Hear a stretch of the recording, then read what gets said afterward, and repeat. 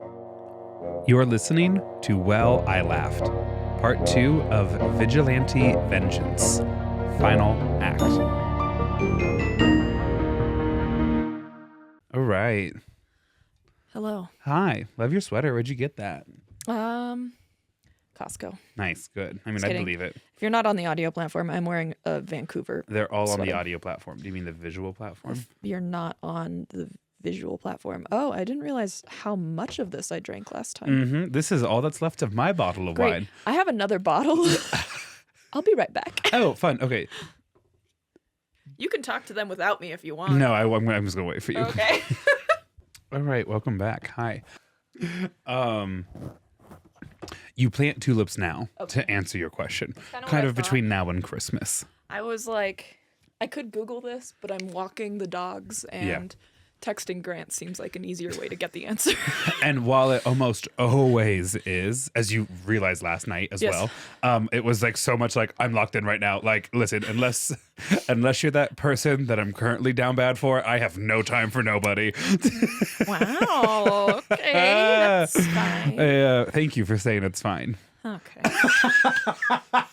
No, I'm kidding. Also, so speaking of sweaters, which is how I think we technically started this. Oh, yeah. I wore this sweater to school today, and it looked good with the rest of the outfit. I'll give myself that. It looked good. And several students, because the student body at the new school that I'm at is very much into like thrifting. Yeah. Is very much like, It's very Denver. Yes, street fashion, kind of retro. And so all of them came up to me and they're like, who is your sweater vendor? Who is your sweater connection? Can I get your sweater guy? I know, because I got to look at all of them and I got to be like, clearance, Old Navy in the spring. And they're all disappointed. They're, I think, actually like almost like even more admirable, like admiring, the more impressed by me, I think, because they're like, he went to a big box store and he still picked this out, which is super exciting. I love that you just think everyone thinks like that. If I'm going to tell myself a story in my own head, I might as well make it a positive one. That's crazy. I'm coming off. I just took antidepressants for the first time in like a month yesterday, and we also upped my dose. So like sadness don't exist for me right now. Oh, right. I got so much done today. I was like, sometimes I think maybe I just have ADHD, and then I wasn't on an antidepressant. I was like, no, I'm also really depressed, and that affects my productivity. I love how you were like, I had a little bit more meth as a treat than usual, and I got so much done today. I did. Friends, just so you know, part of that work was editing an episode, which she doesn't usually do when we record. And so when I walk in, she was like, ugh. Hi. You started talking and I was like, oh man, I've been listening to this voice a lot today. Because I'm also trying to get ahead on editing, because we're both about to not be able to record for a week next week. Oh, right. Yes. Yep. And so we're going to have to record twice again. I think, honestly, we should just try and record as much as we can before the holidays, because it's the holiday season. Agreed, 100%. Yeah. Also, so that means we're not recording the night before. No, because I won't be here. Right, you won't be, because I'm picking you up from the airport the next day, which I do remember. We literally had that conversation like 30 seconds ago. Go ahead and you talk, as I just do something completely random in my phone right now. Good. Oh, I was really hoping previous Grant was going to bail me out and be like, ha, see? Nope. No.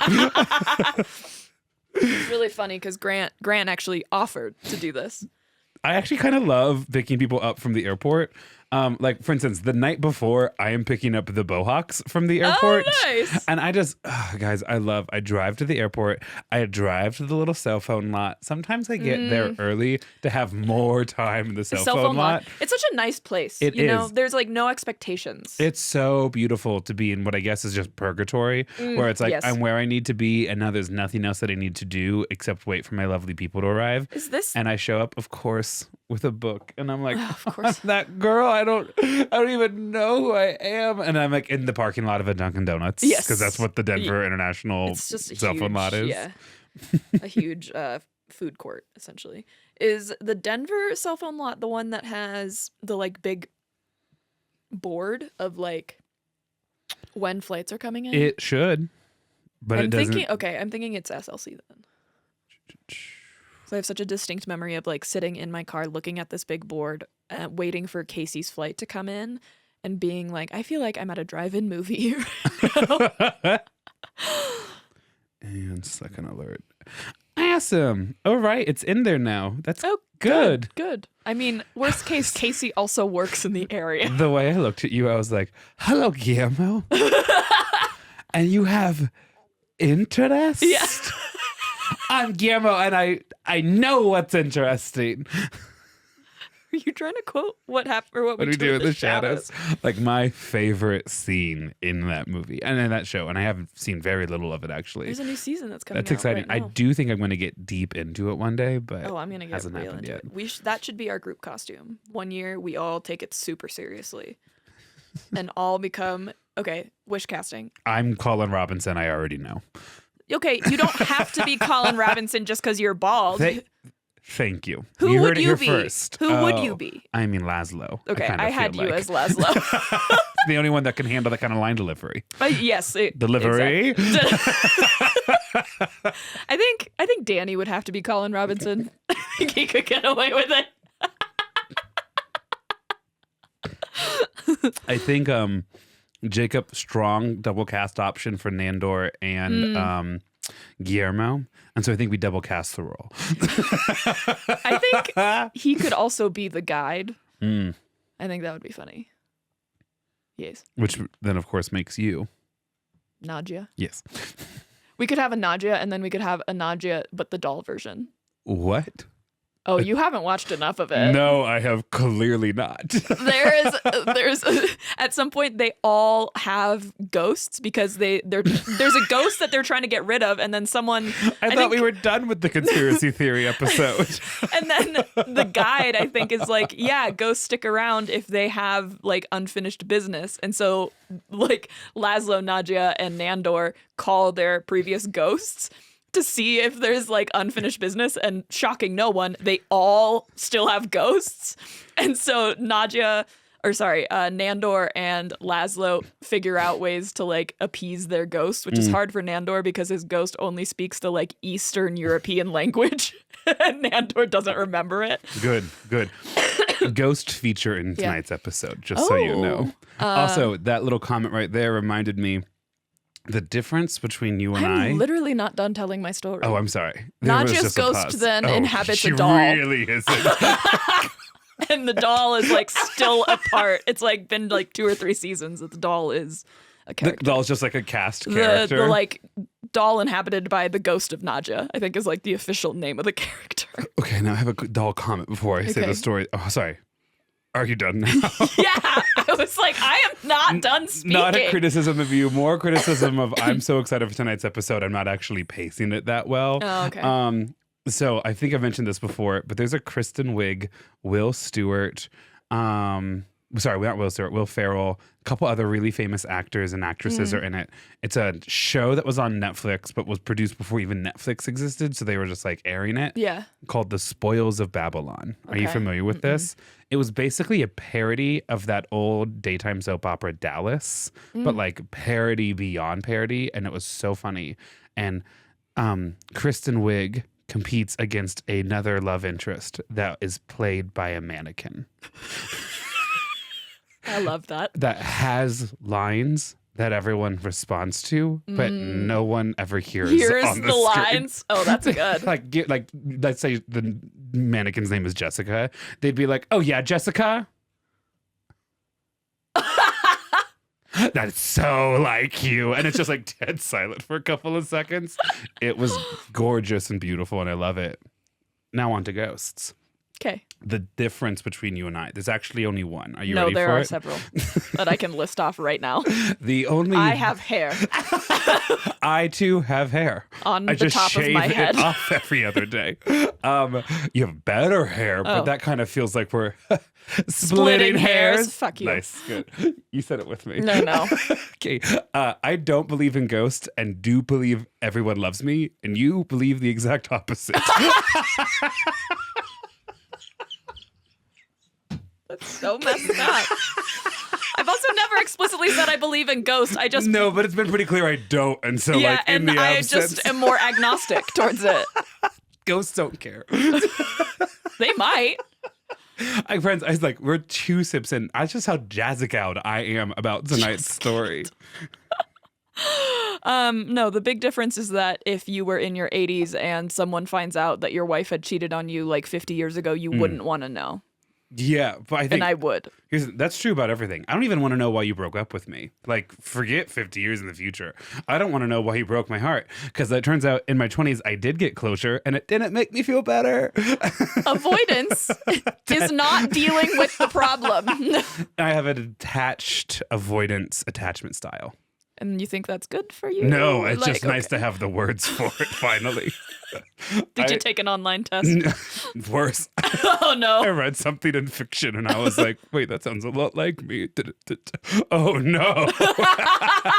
Welcome to me figuring out I had ADHD. You're going to say bisexuality. Oh, no, I knew that one. No, I'm in that stage right now where I am like, okay, it's 11:30. We can go to bed. Or we can be on TikTok for 5 minutes, which of course is 30 and gets me to midnight. And then I'm like, I got to put my phone down. But because I just watched Your a brain is billion racing. vaudeville acts, essentially, in the span of 30 minutes, Yeah. I can't. And I don't want to end on that note. So I'll read, which is very demure. But I really like the book that I'm reading right now. Oh, and then you won't stop. Yeah, so last night at 1:25 a.m., I am building narratives in my head as to how it's totally fine that I'm going to bed to get 5 hours of sleep, essentially. Whenever that Here I happens, am. there's a few times where I'll read in bed, but I fully know that once I start reading, like it is 2 a.m. is like a good estimate for when I'm actually putting that book down. So now I've determined that I can only, if I'm like actually planning to fall asleep in the near future, I can only read nonfiction or this very sweet little book of poetry that I bought a long time ago. Oh, that's Called, actually really it's from this very sweet little poet, not little, this very sweet poet I found on TikTok. She's published. She has I think it's called Throwing Up Glitter or something like that. Nice. It's very good. You can buy it on Amazon. All right. Well, Yeah. fuck it. We have no one's ever paid us to promote a product. We're just like, hey, friends, here's legitimately my 12 favorite queer books of 2024. You said that behind a paywall, though. I did. We're sponsoring ourselves. Yeah. That's so real. But I was going to say, it was something like, oh, yeah. So last night as I'm tucking myself into bed, I'm like, it's fine. We'll be a little late in the morning getting to work because we'll get a venti cold brew at Starbucks. And I did that. And then on the way home, I wasn't tired, but I knew once I ate dinner, I'd be a little sleepy. Tired, yeah. So I stopped at that cute little coffee shop on the north side of Cheeseman, which is right there on 13th, and got myself a little Americano. So I drank that at like 5 today. Oh, your energy is making a lot more sense now. I'm coming down from my Adderall, and I think you're still on your way up. I'm actually, it's whatever 18th win of the day wind it is for me today. Yeah. So Well, I it'll be a also lot of fun. did my first F45 cardio class in like God knows how long. Okay. And I'm not sure my body remembers how to function, but I'm also so sore. I was about to make the favorite running bit of mine of like, what war are you preparing for? But then I remembered the elections on Tuesday. That war. I actually am preparing. This is Friends. We have figured out our schedules. We have compared notes. Maia is going to be out of town. This is the last pre-election episode that is then getting published post-election. Yes. So again, we don't know, and we're living on a dream. All of our like non-US listeners are like, thank God. I think they they're shut up about this. I think they're just as worried as the rest of us, maybe even more so. And not to be too cynical right now, but do you know why they might be more worried than the rest of us? America can't invade America. Well, we do have a lot of domestic terror threats. Just the real heavyweight We also of what we have just January acknowledged. 6th, like America can in fact attack America. Listen, when you guys get to editing this after the election, Yeah. hopefully we don't need to cut out just huge swaths of what Yeah. we're saying right now. Well- this is our message in a bottle to the future. Yeah. So that was a lot of fun. I'm trying to think what else happened. I saw you 48 hours ago, which Yeah. was great. Oh, I actually have been thinking about it quite a bit. And do you know who you can't talk to about P. Diddy? School children. Who outside of you are like legitimately the only people I have seen so far. What are your thoughts? Oh, no, just kind of in general. Like, I kind of need to express it. Okay. Like, I want to talk about how, like, 50 Cent will murder you, right? It's like that Caleb Hebron joke. Have you seen this on TikTok? The comedian. Someone commented on one of his videos. He's a pretty big guy. He's hilarious and a pretty big guy. And someone commented, I don't know about the rest of y'all, but I think this guy snuck into the pie shop and ate all the pies. Be original. Thank you. So that's basically Caleb's entire point. As he was like, you think that one is going to be mean, or two, like, I'm a professional comedian. I'll kill you with a gun. Yeah. Don't harass comedians. And I can't say that to school-age children either. There's a comedian... Oh, gosh. It's been a while, but he was, like, talking about dealing with, like, Trumpers or, like, anti-vaxxers on Facebook. He's talking about, like cyberbullying, essentially. He's like, so-and-so can't respond to you, but I can as a comedian with no day job. Yeah. Yeah. Okay, no, it's not. It's not fully related. It's partially related. Okay. Me talking to students, a couple of my seniors were hanging around, and I was like, oh my gosh, like, they're hanging out and like they're spending time here, and that's awesome, and this is a safe space. And I think all that's true. And then I realized I was looking at a bunch of seniors, and I was like, oh, wait a minute. I thought we were forming community, and you just don't want to apply for college, which will be what you have to do the second I kick you out of this room. Like, that's your task for the night, and you're just not going home to do it yet. And they're like, but we also want to spend time here. And I was like, don't, it's too late. I've already discovered your ploy. I'm exactly the thing is, we get so many TikToks or like Instagram sent to us of teachers, and people are like, oh my God, this is Grant. And I think it's lovely because it's really fun to see what you guys think I am, like, from that perspective, or if even it's just like a funny educator video, like, we'll send it. Like, no one though has managed to capture like my style of like unhingedness meets like strange but rigid professional boundaries. One day I just want to sit in your classroom. Yeah.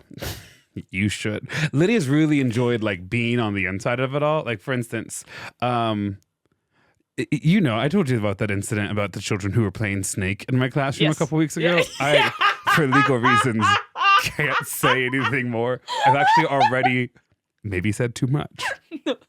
But let's just say I had a small slip of the tongue that thankfully our parents understood the context behind, and that was really funny. And we'll just leave it there. So like that exists in the same room as this kid comes up to me 2 days ago, and they're like, Mister, I just saw like the cutest person in the hallway. Oh gosh. And I know their name, and I know they're a student of yours. So I was wondering if you could tell me their schedule so I could like go talk to them. Right. So I immediately go, no, I can't do that. Yeah, gross. And they go, what? And I go, that is information. If you want, you will need to ask them directly. Yeah, what? And then I'm about to go, and I go, can I ask who the student? I actually don't think I want to know who the student is. I know for a fact I cannot share their like personal class schedule with you. And the student's like, no, real please, Mister, come on, you can trust me. And I go, it's a student privacy issue. Like that's like protected information. I legitimately can't tell you, especially if the interest is to like express romantic feelings.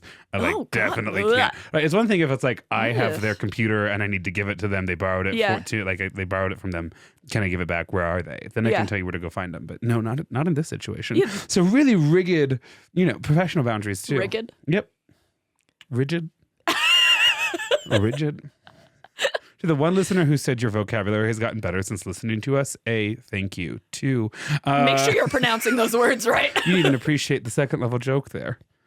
A, thank you. 2, and that's good. Thank you. Okay. Sometimes in class, always. If we're playing Mario Party especially. Sometimes in class, if I want to avoid favorites, I will call you Maia 1 And then the other one, Maia A. That's actually really funny. Yeah, I no like one that wants a to be lot. Stephen 2 in their Yeah. own classroom. So there's Stephen 1 and Stephen A. What happens if there's 3? Someone's getting a nickname. Good. Good. Do you want me to rinse that out so you can have some of my wine?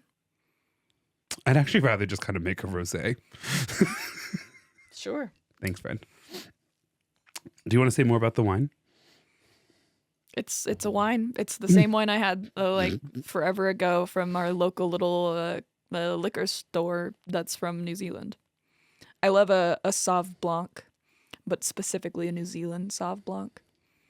And I don't know why. I would have to ask Kelsey why. That's fun. Because I am increasingly a red wine person. I still can't. I like have to have like really specific kinds of red wine. Basically, the only kind of red wine I can't drink like full glasses of is Merlot, which I believe is actually only meant for cooking anyways. Thank you for sharing your wine with me. You brought the wine for Monday. I did. And including my favorite Chardonnay. Yeah, you're Kendall Jackson. Kendall Jackson. I'm trying to think if there's anything else noteworthy or interesting. I ate a rotisserie chicken yesterday, meant to save some for lunch and didn't. Like, I don't know what else to tell you. I made, I actually like made myself dinner tonight, which I'm like finally getting back in the swing of like being an adult. Yeah, I had a whole chicken yesterday. I get it. So I made egg and rice, this like Japanese dish that's like just super easy, and added some kimchi that I had to it, and I went and sat down to eat it. And Casey was like, "What'd you put in your fried rice?" And I was like, "First of all, it's not technically fried rice, but I'll play ball." You're telling me a kimchi fried this rice? What? You've heard that joke No. before, right? Oh, did you like your shrimp fried rice? Yeah. You're telling me a shrimp fried Fried this rice? this. Okay, that's good. That's good. It's like, Not an original. It's been on it's been on Twitter for like are half you a saying decade. that because I didn't laugh as hard as you wanted me to? Nope, until someone else comments specifically. Brandon Lee Great. Mulligan. Exactly. I'm only citing my sources for things I know I will be fact checked on. Sorry, continue. No, but then Casey was like, "What'd you put in your fried rice?" I was like, "Well, it's not fried rice, but whatever. It's like eggs and kimchi. Like that's basically it." And he was like, "No chicken?" I was like, "From where?" Me dating a vegetarian. I was like, I would have had to cook that chicken, and you know how much I hate touching raw chicken. Mm-hmm. And all of our chicken is also frozen right now. And he was like, "Well, you have the rotisserie chicken." I'm like, "You think I'm gonna throw rotisserie chicken into my fried?" No, that's like heinous. I don't know why. I can't tell you. It's not. You need to cook the chicken in the correct like umami flavors. I can also tell you why actually you should not be Thank throwing you. rotisserie chicken in there. Your leftover rotisserie chicken is almost always going to be white meat. And after white meat has cooled back down to room temperature, you basically cannot reheat it again, or else it's going to get really dry. That's actually why people find turkey dry, is because there's a lot of white meat in turkey And and it's they always eat it as reheated. leftovers. And so it's I reheated. see. It's also why they always eat it with Miracle Whip. If you want to reheat chicken after it's gotten down to room temperature, you need to do that with dark meat, which is oftentimes the stuff closer That to the you bone. eat. Yeah. That gets eaten first because it's also wrapped in delicious skin. Yeah. I love our difference because you're like, I won't touch raw chicken. And I'm like touching my bare hand against the stove to be like, it's almost ready to roast nuts with a couple more minutes. Like very different approaches in this area. Yeah, mine is all vibes. Yeah, 100%. And that's great. I love that. I've actually really struggled because I can't really cook right now in my house. Oh, my right. house is, I think I'm just starting to talk openly about Yeah, it. I've okay. hinted. My house is on the market to buy because I am exploring the possibility of moving Closer to me. and the Bohawks. Yeah, I mean, I would love the idea of being able to walk here. We talked about this on a previous Patreon. But it means that my house, when I leave in the morning, has to be like Spotless. viewing ready. And so it's like nothing on the counters, like nothing, like used towels after I'm done like cleaning dishes get thrown into the dishwasher. No one gave me these rules, but these are rules that I You've would die if I don't. self-imposed. Right, exactly. There are 2 throw pillows that I have to put on my mattress that I don't sleep with. And so I am every morning taking the pillows I do sleep with and putting them in the closet and putting the throw pillows back on. That's so which funny. also means I have to like make my bed every morning. And like day 3 was today. And I'm like, what is this? The army? Yeah. Today actually might be day 5. I think it started over the weekend, but I was like, I hate this. I made my bed every day the year that I lived in my sorority house. And that was literally just, I think, because the room was so small that an unmade bed made it feel like way worse. I could see that. Yeah. Every person who's like, I have a strict morning routine and it involves making my bed, and it's you don't know how productive you are until you have someone like that. And I just want to be like, I actually think you have kind of like rampant OCD, and there's nothing wrong with that. Like that's neutral fine. statement morally. But I will tell you this much. Sometimes I roll into school in like khakis that are getting their 3rd day wear out of, and like a sweater I haven't washed in a week. Just kind of like on the edge of gremlin era, and have the most productive morning of my life. It doesn't. My personal way to have a good or like a productive morning is to do a completely different morning routine than I ever do. So it actually does not depend on routine. Right. I think that's it for stories. Do you have anything else you want to share? Nah, man. I'm ready. Just so I know, pacing wise, how long do we think this episode's been so far? 27 minutes. Okay, but that involves the time where you went up in. Yeah, which was a few couple minutes tops. Oh God, I'm so excited. Oh my God, I'm so excited for this episode.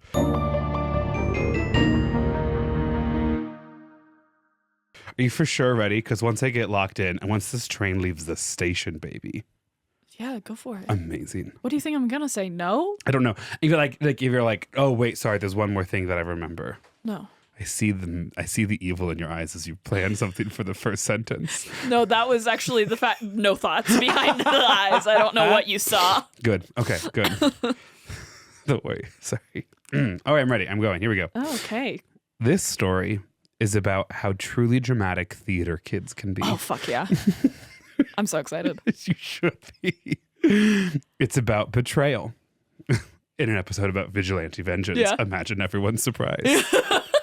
In many ways, it is about love. But it is also about nepotism. About families who have produced generations of actors, like the Barrymores, the Skarsgards, and the Fondas. It's about destiny and the pursuit of fame, especially when you feel you hold a birthright to it. Oh, gosh. And so today's story begins in England in the year 1796. Oh. And the birth of a man named Junius Brutus. Junius Brutus? Not Julius. I really did check. Junius? Junius. That's a dumb name. I want you to know right now, you can say whatever you want about any of these characters. Okay, cool.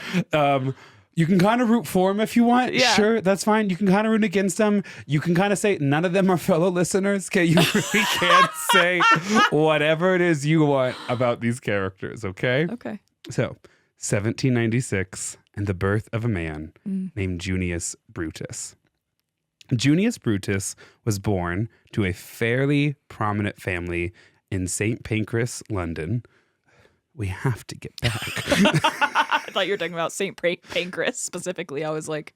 I mean, that's the train that takes you to the channel that takes you to France, a place that neutral, if we ever get back to. But London, for sure. I want to go back to France. I actually would like to see Paris in the spring. I'd actually like to also see London in the spring. I would like to see Paris when it's not like a bajillion degrees outside. Agreed. Yeah. Agreed as well. I want to be able to wear a jacket. I want to be able to stay in not a hostel and also do the kind of vacation you and I did in Prague, which is like so many baked goods, you wonder where we're putting it all, you know? Yeah. I think about that a lot. Sometimes, so I have a Prague poster hanging up in my classroom now, the one that we got from a castle. Yeah. So every day I'm there, I'm like, I gotta get out of here. But I haven't used any PTO yet so far because I'm like really loving the job. I know. So annoying. A child today came to me and they go, I realized like every single one of my teachers, even if they sniffle a little, they're gone for a day or two. And you are never gone. You have never been gone. You don't even seem to get sick. And I was like, that's right, baby. I'm immortal. A little bit. And I go, I save all my PTO for when I vacation. And if I am ever gone for any reason, because it's one of my varsity kids, I go, if I'm ever gone for any reason, you're probably still with me. Yeah. Because it's a tournament. No escaping me. Okay. So he is born in St. Pancras, London in 1796. Okay. While not fully a lord of the land, Junius's family is certainly upper middle class. They were definitely people that it would be inappropriate for Junius to marry because they held a lower social standing than he did. Classic. Yeah, especially in London. It is Bridgerton in like a stuck-up kind of way. Nice. His mother and father both have family connections that are at least tangentially related to powerful or important British politicians, lawyers, bankers, journalists. I think a lot of these connections are like, I am the like niece or cousin of. It's not necessarily... Because those family connections don't actually need to be immediate family. Correct. But they're also not close enough that it's immediately like, Yeah. Like they'd be invited to parties, but they'd probably never host it kind of thing. So they're definitely on the upper middle class of things. But, and I think I'm about to say this, life isn't as set in stone for him because of this. And tangentially important British politicians, though none of their relatives ever rose to like fully be national leaders of Great Britain. They all were like famous. Some were famous radicals. They lived a very comfortable life. And this security meant that Junius had the rare luxury of choice when it came to his profession. Wow. While he was growing up, Junius's father tried to settle him in a lengthy succession of professions. Junius was basically the like freshman, sophomore in college who everyone kind of knew would just go to work for dad one day. Yeah. But like... He like spent a second, there's like a hot second where he's like, no, I'm going to do what I want to do. Right. Our special listeners who are listening to us as they try to survive their undergrad. We see you, we feel you, and I want you to know my favorite people started off as medical school bound and then got their degree in art. Okay. So if you're like 21, 22, 20, you're about to graduate and you're like, man, 18-year-old me was going to design rocket ships. And now all I do is study sociology. Girl, you're who we want to party with. Okay. But also if you want to go to medical school, please do that. Yeah. Don't just be like, I need to be artsy. Imagine someone throwing away their career in medical school because we socially bullied them into going into sociology. You socially bullied them. I was not part of that. No. I legitimately, one of my dear friends from high school, she was a year older than me and went to the University of Nebraska, which is my hometown. So my senior year, when I had a car and was independent and had a times 11:30 p.m. curfew, I would go hang out with her and she'd bring me to campus because, you know, you'd walk around and stuff like that. And I remember seeing her fall semester. And she was like, yeah, my pre-med classes are like really intense. And then in January, February, she goes, I took this one drawing and drafting class as an elective and it completely changed me. And so now I'm applying into Nebraska's actually rigorous architectural school. And I was like, yeah, girl, get after it. Get your tits out. Thank you. Hell yeah, girl, get your tits out. And then come May, she is like, I am dropping out of school to become an au pair in Europe. Goodbye. So architecture was a gateway drug? Architecture was a gateway drug to nannying, which then saw her nanny for a different family because she was in Germany for a while. Okay. And actually worked out really well because they were always in a different country, like every 2 weeks, which meant her 90 days just constantly restarted. Oh, nice. Oh, I know. No, I know. But anyways, that all fell apart because, I mean, you know, rich people are who they are. And so when I saw her next, it was at the end of my sophomore year of college. So like 2 years later, and she was in LA and she was doing her last nannying gig because she was about to be certified as a, you guessed it, skydiving instructor. And then I never heard from her again. We had So Caitlin, if you're out there, hello, and we love you still. We had a president of my sorority who, so the terms for like the executive council are from January to December, not like the school year, right? So that you can get stuff done during the summer prior to recruitment and everything. And in the summer, she was like, I got accepted early to med school. Bye. So we had to elect a new president midterm. Sorry, not to like ruin the sisterhood, but this accomplished what I needed it to, which was something on my resume. Best of luck. She was also like one of the smartest people I had ever met. And so At I was Mines, like, imagine my surprise. I was like, oh my God. Okay. Yeah, sure. Also, I took an elective for film, or No, I didn't take an elective for film. That was Casey. I took an elective with the same teacher who taught the film class, but art analysis, and now I'm a menace to be with in art museums. Some of the freshmen at the school that I'm now teaching at are starting to talk to me about what they are learning in their art history class. Yeah. And they're starting to lecture me on like European churches and castles. Yep. And that's like so cool and also so fits the school that I now work at and also so pretentious, but please see Exhibit A, still really cool. It is really cool. It's like this. I want to go back to taking my art history class. I found, the TikTok. We're so far off the story already. The TikTok user Under the Desk News. Yes, yeah. She's, or they're, I'm not sure what their pronouns are. They're like really close friends with my art history professor from Mines. I love that. Because my art history professor, she posted a selfie of her and Under the Desk News like in gold and was like, so great to see my bestie again. And I was like, I'm sorry, what? The tough thing really is that mom's advice of like, why don't you just call Taylor up? Like really actually is to a degree true. Like everyone's kind of connected. Yeah. Anyway. So this guy, our man Junius, he's that kind of person. Yeah. So let me find myself. Yeah. Here is a direct quote recalling his childhood. Quote, I was destined by my controllers first for the printing office, then to be an architect, then to be a sculptor and a modeler, then a lawyer, then a sailor. Of all of these, I preferred those of sculptor and modeler. Because while Junius is ultimately destined for great things, it's as an artist, not as a statesman. What? I know. Shocking. On the 26th of September, 1811, when Junius was only 15 years old, a woman by the name of Sarah Blackbeard, a woman from the Shoreditch, I'm assuming that's how we would pronounce this, Shoreditch neighborhood, gave birth to a son, William.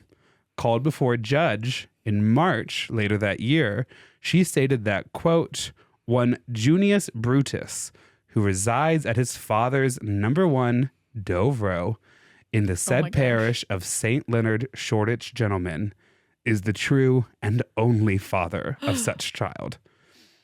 Sarah Blackbeard then confirmed that a year and a half later to a census as part of England's like poor laws. Yeah.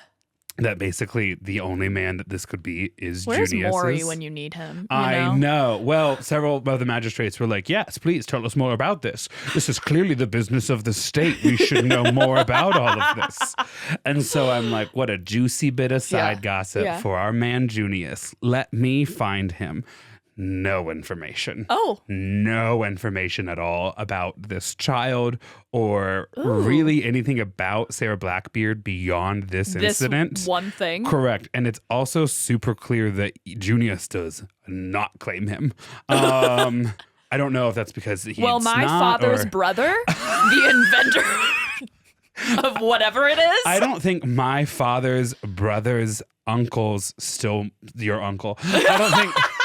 I don't think my father's grandfather's grandmother's, who's a radical in the banking industry, regulation sector, would be thrilled to hear this. Exactly. Do you know who I sometimes see twice a year at family Thanksgiving and other gatherings?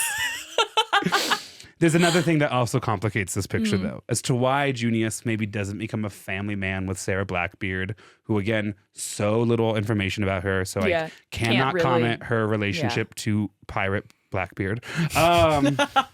Just like left unanswered in my research. Yeah. At one point, I'm staring on my screen, and you know how much research I did. I'm staring at my screen like a census from 1810 England. That's how you know you're down bad. With these stories. Everything is just basically like dashes because their cursive is so cursed. That I'm like, I have no. Even if I was good at reading cursive, I wouldn't be able to read this. Like, this is worse than a doctor's prescription note. Correct. 100% it is. And like I said, something else happens. Yeah. Literally 2 weeks after he turns 19 years old, in May of 1815, Junius marries a woman named Marie.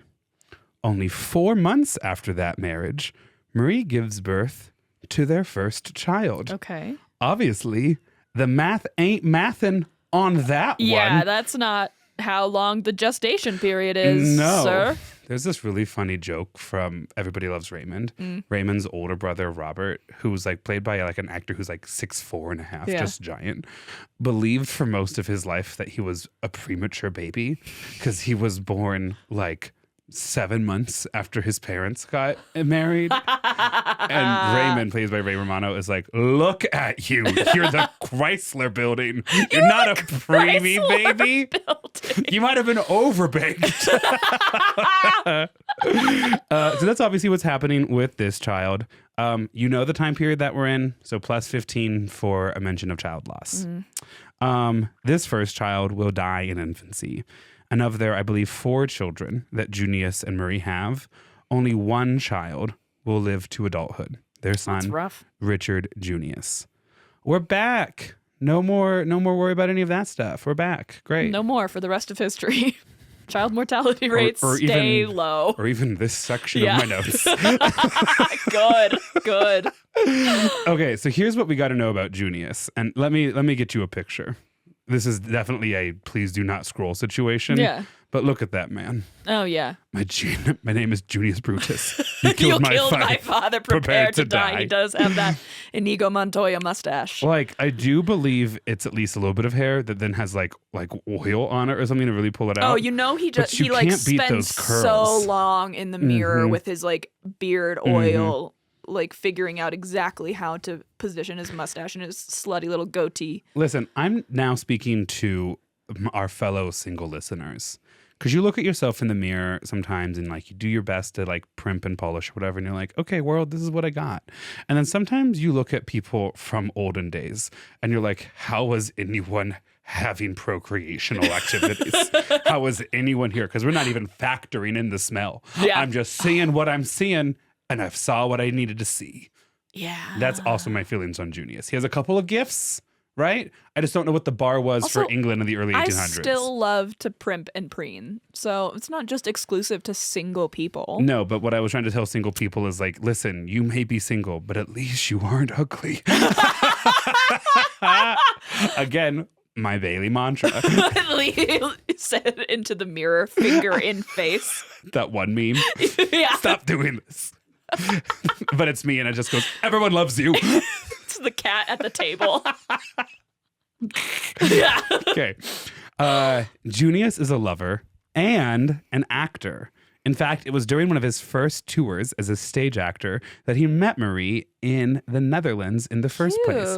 He goes on this like acting tour of the Low Country. He then gets back to London. Low Country feels racist. I don't know why. It's just geographically like basically a low country. Yeah, it's like almost below the sea level. It just feels.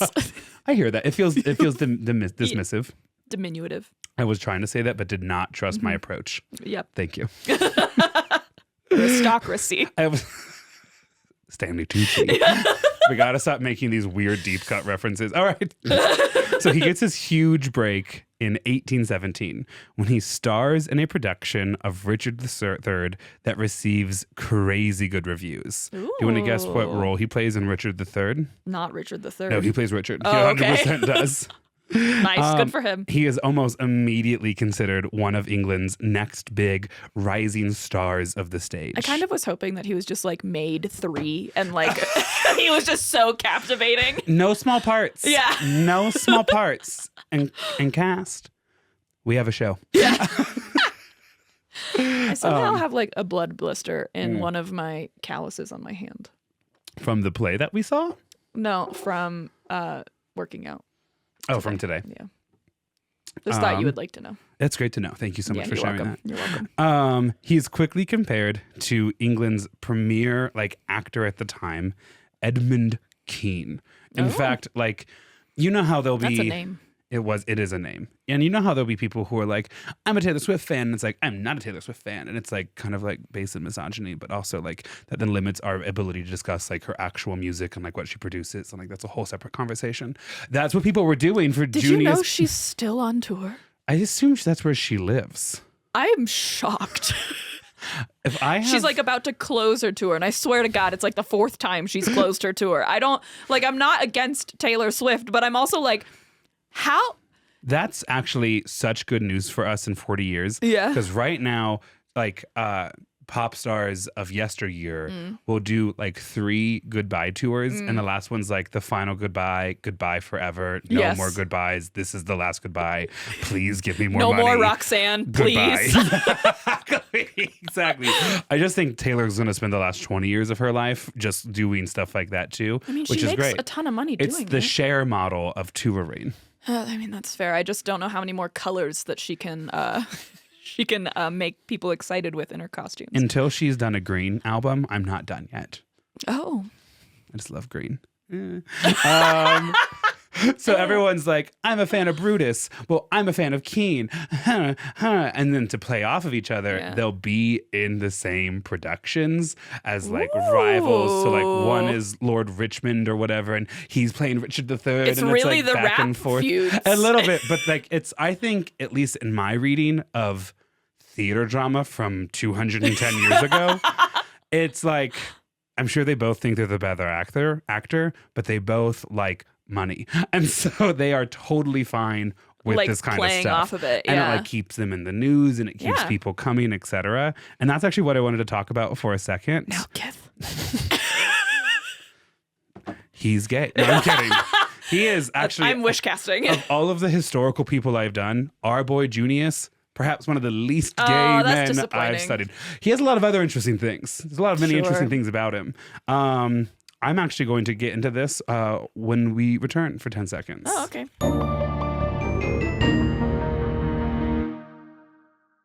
Let's play Wordle today, shall we? Okay.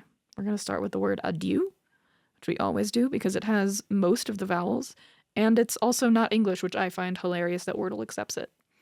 Okay, A is in the wrong spot, but E's in the right spot.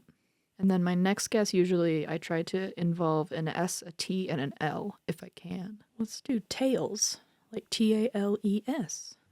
Okay, the A's in the right spot, the E's in the right spot, the L and the S are in the wrong spot. This is the hardest, where there's 2 vowels in, like, common spots. I'm gonna say starts with an S and then goes E-L, maybe? Or it could be start with an L. Laser. Oh, the L's in the wrong spot. The S is in the right spot. Okay, so it is A-S-E-L. Okay, it feels like it should be really easy and I'm not seeing it. Easel. Got it in 4.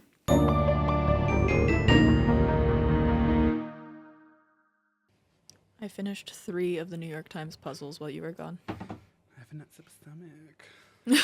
No. But I'm back. Hello. Hi. Okay. Where were we? Right. Gay people. No, I wanted to talk for a second about theater during this time in the early 1800s because there's a really low literacy rate in this society at the time, right? So it's not like these people are going home and like reading to fill their time and to get their entertainment. Second, there is no television. There is no radio for them to tune into. In fact, most people don't even hear music unless it is performed live. Like there's not really even a way to like listen to music. And so theater back then is different than theater is now. Theater now is like, you know, we get a group together, we get a group chat going, we go downtown, we get espresso martinis, we go to the DCPA, we do more espresso martinis afterwards or like dinner or whatever, right? And it's like kind of an evening and you see, and there's like men in ties, which never happens in Denver, even for funerals, right? Like the only time someone ever wears a tie in the city is when they are going to Hamilton at the DCPA. Which tickets are surprisingly cheap too, by the way. It's probably because it's 18th time here. I know. Which is good. More people should see that musical. But that's not true at the time in England. There are all of these, you know, sometimes it's as cheap as like 10 cents to go see a play. Partially because Hamilton was still alive. So there's no reason for them to have to see the musical again. That's so good. That's actually really funny. And I actually don't know if Hamilton's alive in 1810. Probably. Maybe. No, I have to look it up. Pause for death identification. Hey Siri, when did Alexander Hamilton die? 1804. Okay, so he's definitely dead because it's 1817 already in this story. His legacy is His legacy is written in Eliza Hamilton Yeah. is still Eliza. Said it just to get you to say Eliza. So these are not just stage stars, but they are also movie theater stars. They are television stars. They are like a cultural force, especially in a society where not everyone can read, right? So like Lord Byron's poetry, that's popular. You can read that out loud. We've talked obviously about Wollstonecraft, Shelley, Percy. Nope. What's his last name? I am blanking. It's okay. That has to come from your brain. Okay. My brain is full of like 50 Cent and all of the different hip hop star names. We're going to have to deprogram you after last week's episode. The number of times I like would listen to a podcast and I'm like, I recognize none of those words. I had to Google everything. But you guys get it. He is a huge star. He is drawing massive crowds. He's pretty well off.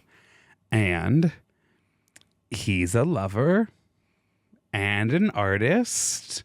So kiss. And now that Junius is at the top of his profession, arguably more famous than those of his distant relatives, whose name he shares, who went into law and baking and law and baking? Banking, sorry. It was like they accepted a baker? It's the 300th season of the Great British Bake Off, Maia. Come on. I never want to watch his that. baker with a tray, like always. It's giving baker with a tray, like always. First thing I said that one to seniors over, they were like, "That's the funniest, most nonsensical thing an adult has ever said to us." They're like, "We know more about the Constitution than some Supreme Court justices, but you have captured our heart." Some Supreme Court. I'm talking about Clarence Thomas. Yeah. I'm always talking about Clarence Thomas. He only knows RV specs. Actually, you know what's so crazy about Clarence Thomas? It is giving baker with a tray, like always. That's true. Yeah. I can say it. He's from Nebraska. Okay. Oh, that's rough for you. So, for 4 years, Junius Brutus rides this wave of fame until he does what famous, lovable, awful men do. Cheats on his wife. He falls in love with someone else. Yeah, exactly. My second guess was die. Listen, not a spoiler, but for a man who was born in 1797, we'll get there. Just by math, he has to die. Yeah, correct. So in 1820, a young Mary Ann Holmes, then only 18, sees Junius Brutus perform as King Lear at the Covent Garden Theater. And how old is Junius? He is 25. Oh, that's not as bad as I thought it would be. Maybe even actually 24 at the time. So it's actually a super, especially for this for that time period. Very age-appropriate relationship. If you are 19 and have a 25-year-old boyfriend, please don't. Come back to them in 3 years like that one Anne Hathaway movie and see if it works then. Yeah. So Junius is playing King Lear. Anne falls for him. Mary Ann falls in love with him. They quickly strike up a romantic affair. From what I read, Mary Ann was selling flowers at Junius's show. Oh. And so like, you know, it wasn't even like she was trying to hang out after the show. She just kind of like worked there or whatever. They quickly strike up an affair. And in 1821, and 5 months pregnant now at this point. Oh my God. Mary Ann and Junius Brutus flee to America. Junius is 26, his bride-to-be 19. Oh my God. They flee without even telling Mary Ann's parents. Oh, settling in Maryland in 1822, claiming to be legally married. Okay. So they leave England without telling Mary Ann's family anything. Okay. Here's what Junius tells his wife and child son, Richard Junius. Yeah. I hope she becomes a pirate and kills everyone named Junius. Could you imagine if I found another story like that? I mean, I'm actively searching for another story like that, but there's only so many female pirates out there. The Lioness of Brittany, for those who aren't caught up. Mom Jeans is the name of the episode, I think. So before leaving England, Junius tells his wife and young son that he's just actually off on a work trip. Oh, a grand tour across America where he will make even more money and he'll send it back and support them. And that's where all the real money is. And it's an American audience because America is like a very new country in 1821. What's that like song? legitimately 30 some years old. 30. Never enough, never Never enough. never. Exactly. Did you see the singer of that like went on America's Got Talent? I did not know that. No. So the actress who played who sings that song in the movie is not like the actual voice. Mm-hmm. And I'm not sure if the actual singer gets credit or what, but she, I think, was too shy at the time. Oh. And the actress is the one that was like, you should, because she sang like the demo album, and the actress was like, this song like is yours, like you should sing it. And so she comes on AGT not to like, I don't think she does it. Maybe she does do it to like get on the actual show, but she does it in part to be like, I want to like show that was my song, or it was me singing. For Junius Brutus, it was never enough women. Yes, because Good. obviously he's about to have a baby with Marianne. Nice. She's 5 months pregnant when they cross the ocean, which means it's going to be his third woman that he's had a child with. Only second if you don't believe Miss Sarah Blackbeard. Yeah. So he's like, I want to go to America. I'm going to make so much money. Like you don't even know. Right. I'm going to make all this money and I'll probably return. I'll maybe come back. Yeah, definitely going to do that. How about we wait until I get there and then I'll let you know when I'm coming back. But I'm heading to America now. Never mind this woman that's traveling with me. Don't look at her. Who's visibly showing. Yeah. Okay, so in America, Junius Brutus does something really, really, in my opinion, funny. He just immediately gets cast as Richard III again. Nice. I don't actually know if Junius Brutus is a good actor or just does the like Mad King Richard III really well. You know, when everyone's like, "Oh, great, you're so funny," and you're like, "Oh, sorry, that was just something that happened to me." You know, that's not why people laugh at you. Well, no, because I've managed to polish it into a really packageable, set of jokes. You, not with you. Everyone loves me, so thus I'm not even listening for it. It's just a slip of the tongue, and then I thought it was funny. In my classroom, if someone just says, "Oh my God, I like what you're wearing today," but like doesn't say a name, and I'm not like really paying attention, You just say thank you. I just go, "Oh, hey, thanks," and then they go, and I go, "If a compliment's in the air, snatch it." Just snatch it up. Good. Yeah, I know, right? I am regularly changing these children's lives. Because who's to say it can't be mine? And now what are they going to say? Oh, I'm sorry, I actually don't think your outfit looks good. No, everyone loves me. The kid would say that. I intimidated a lot of them. I found out actually today that the new loud, bald, slightly big speech and debate teacher, terrifying, a little scary. Yeah, to me, you would have been terrifying. I would have started sweating immediately upon talking to you. But a lot of children also sit around me like I'm Jesus on the Mount, like just wondering what I'm going to say next. I hate and that. I too am wondering what I'm going to say next. Nope, hated all of that you just said. We need to knock you down a few pegs. Don't worry, I'll find the time. Don't covet your neighbor's wife or your neighbor's husband. Write that down. I'm kidding. Jesus. Our ability just to completely launch into something else. I was afraid we lost it. No, it's there. It's in us. Turns out it's in wine. Cheers. So he reprises his role as Richard III. Literally, like, it worked once before, might as well bust it out again. And America loses its mind because it works so good, it actually works even better than it did in England. People are like, please welcome Junius Brutus, the greatest actor to live in America right now. They lose their ever-loving mind over this new actor. Within a singular year, he is the most famous actor in America. He tours the country, performing all over, even while down in New Orleans, performs in French. Wow. Where reviews were like, his French is definitely not perfect, but we're impressed that he tried. I mean, I don't know how different New Orleans French is. Here's, I think it was more just like, he didn't really ever speak it. Like, there's actually a little bit of conflicted historical record as to whether or not Junius just didn't actually speak French. Right. He just said things that sounded French. Shout out to some theater nerd who did enough research and found a review of his play where they criticized his French down in New Orleans. And everyone was like, yeah, it turns out he spoke French. It was just like the only time he did that. And then Marianne, his wife, was like, he spoke French all the time. I don't know what you're talking about. It's that scene from from Shrek, like opening scene. This is the talkingest damn dog you ever saw. My parents always looked at me during that scene. Do you want to talk about that some more? I am actively doing that right now.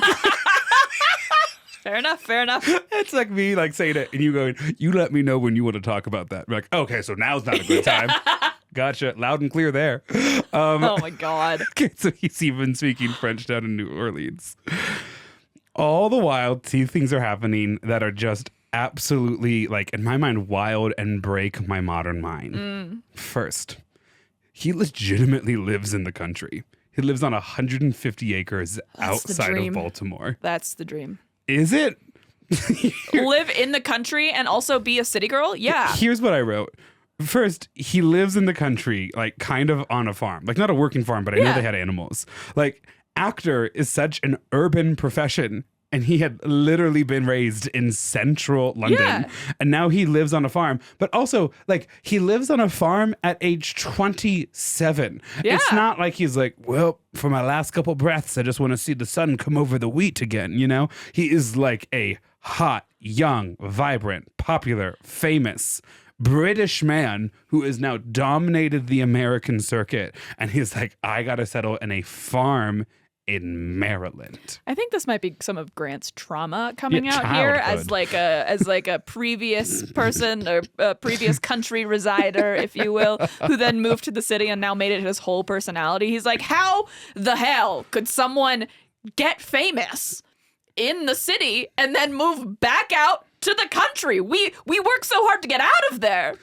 My only criticism Tell of me what I'm you wrong. just said, my only criticism is even before I left the country, I've made it everybody's problem that I was a city girl. Okay, you don't become this overnight. Okay? I think when you're famous, you know you're like ultra famous when you live in the middle of nowhere and you're still getting hired for things by you're not in the city like auditioning in for some everything, ways, so you don't need to. it's like, oh my God, it's like those LA estates that have those 3-story tall trees all around them that like famous actors live in because they're like, I just can't be publicly perceived when your I'm neighbor home. is like 10 feet away, just Right. you can't see them through a tree. Right. So they're just like completely like, no, like the big like mansion estates like in Pacific Palisades and stuff. You know what I'm talking about? I was Where thinking it's like, Hollywood Hills. No, I'm like Ellen DeGeneres has a helicopter pad, never sees the sidewalk kind of thing. Yeah, fair. So the first thing that was wild to me is that he lives in the country at 27 and also is this like famous, nationally renowned actor. I actually love that for him. Great. Grant's like, Sure. Listen, take some, lose some, you know? The second thing though, no one in America knows that he is not married to Marianne Holmes. And that Marianne Holmes is still her legal name. oh my God. Because it's actually like impossible to get a divorce at the time. And so he just didn't. And no one in America knows that he's still married to Marie, who has his son back in London. So is he like married to this other woman in the US? So he is married to Marie Yes. in London Yeah. and sends her money. Yes. And Marianne Holmes knows all of that. Yeah. And knows that he's sending But they're her money. not like legally married. No. But people think they are. Because when they arrive in America, they're just immediately like, We're my husband and wife. Exactly. Yeah, And okay. everyone's like, perfect. I mean, paper's so expensive because it's 1820. We're just going We to have to take your hand make word it. for it. Yeah, Yeah. we're just going to take your word for it. He's like even your average person, like hot guy who works in your dentist's office can't pull off that kind of secrecy anymore. We can Sorry, investigate. hot guy who works in your dentist's office? Yeah. Oh, okay. I thought I missed something. That's fine. I'm sorry. Where do hot guys work in your world? I didn't think a dentist office. Because they have regular hours. They're not called into the weekends, but doctor salary. They can still work weekends. Not in my fantasy. But you know what I mean? Yeah. Like we can cyberstalk someone instantly and be Yes. like, oh, they graduated from like Wisconsin in 2013, which means he's age appropriate. Sweet. Like, let's dive in. Oh, he has a weird relationship with his sister, but his mom's in a lot of his photos, right? Like we can get that level of granular detail for just your average American. He is the most popular actor in America and has a whole second family. And also his American family is not His small. family, yeah. Right. Well, I mean, it is, I It's guess. not small. Family isn't what legally defines us, but what spiritually binds us. Came up with that on the spot. I'm actually really impressed by that rhyme. His family in America is not going to be small. They're going to have a lot of children, but all in due time. Oh, no. Okay. So, no one in America knows that he has this whole second family in London. In fact, at one point, he even brings Marianne and his American children to London, or like to the England, hell as part of a theater tour. Yeah. And like somehow or another, the wires don't get crossed, which I think is actually really hilarious. Wow. Right. And while Junius Brutus was a famous actor, he's just like a famous person. He is friends with President Andrew Jackson. Oh, God. And at one point in a drunken like hangout, threatened to kill him. So not like casual, I see him at parties every now and then. Like He was like, I'm going to kill you for beating me at poker. 100%. He's like legitimately friends with Andrew Jackson. So he's famous, has this double life, is also experiencing all the stress of not trying to be caught. And also there's other stressors. Content warning again for child loss, plus 15. In 1833, 3 of his children pass away in the same year due to a cholera outbreak. Ugh. Marianne and Julius will have 10 children in all, and Marianne will bury 4 of them Oh, my gosh. before her own passing. Oh, that's sad. The man's life is wild and complicated and super well documented for a man in the early 1800s. And it is thanks to that wonderful documentation that I'm now able to read this next section to God. Oh, no. Junius, I keep wanting to say Julius. And I'm like, Junius just doesn't sound right. It doesn't roll off the tongue the same way. End of episode, if we're not saying Orange Julius, will be proud of us. Well, now we are. But it's okay now that we've talked about it. Yeah. Junius had told his first wife at the time of his initial departure from England that he would be touring the United States for several years, but would send her money to support her and his young son, Richard Junius.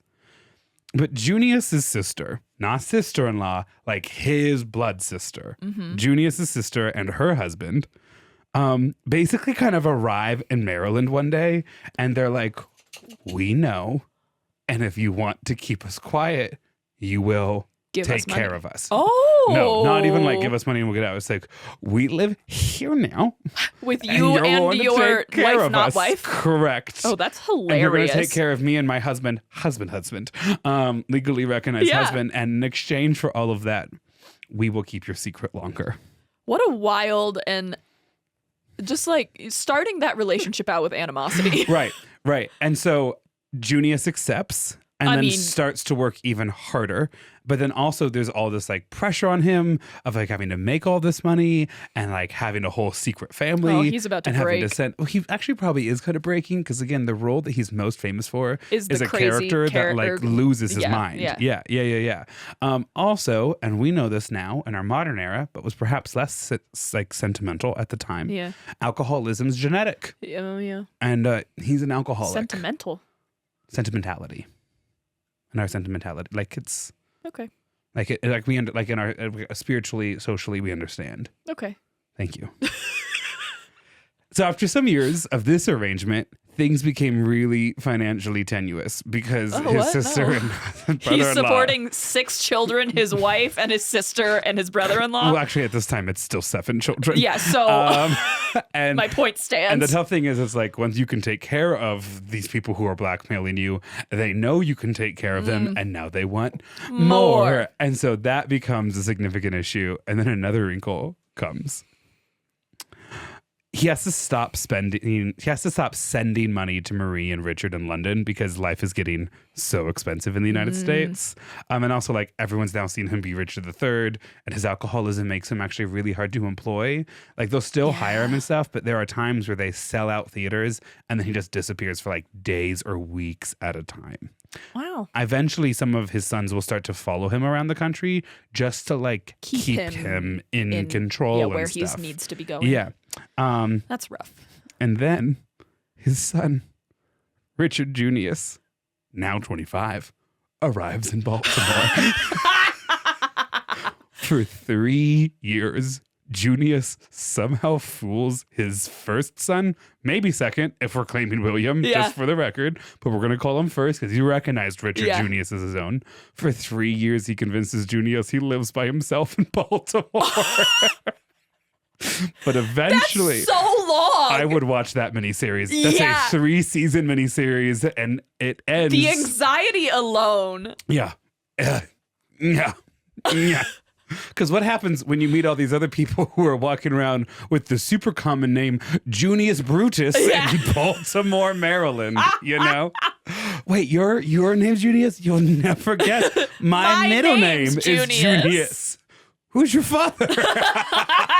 How long have you been in America? Yeah. So for 3 years, he pulls it off. Oh, my gosh. Eventually, he is discovered. And now Marie's like, I'm a fallen woman. Like, I have been left. And I now need to, like, take care of this.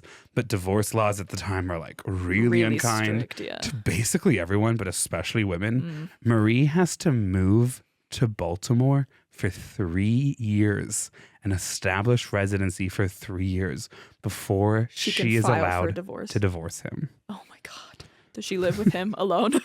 Well, here's what I wrote.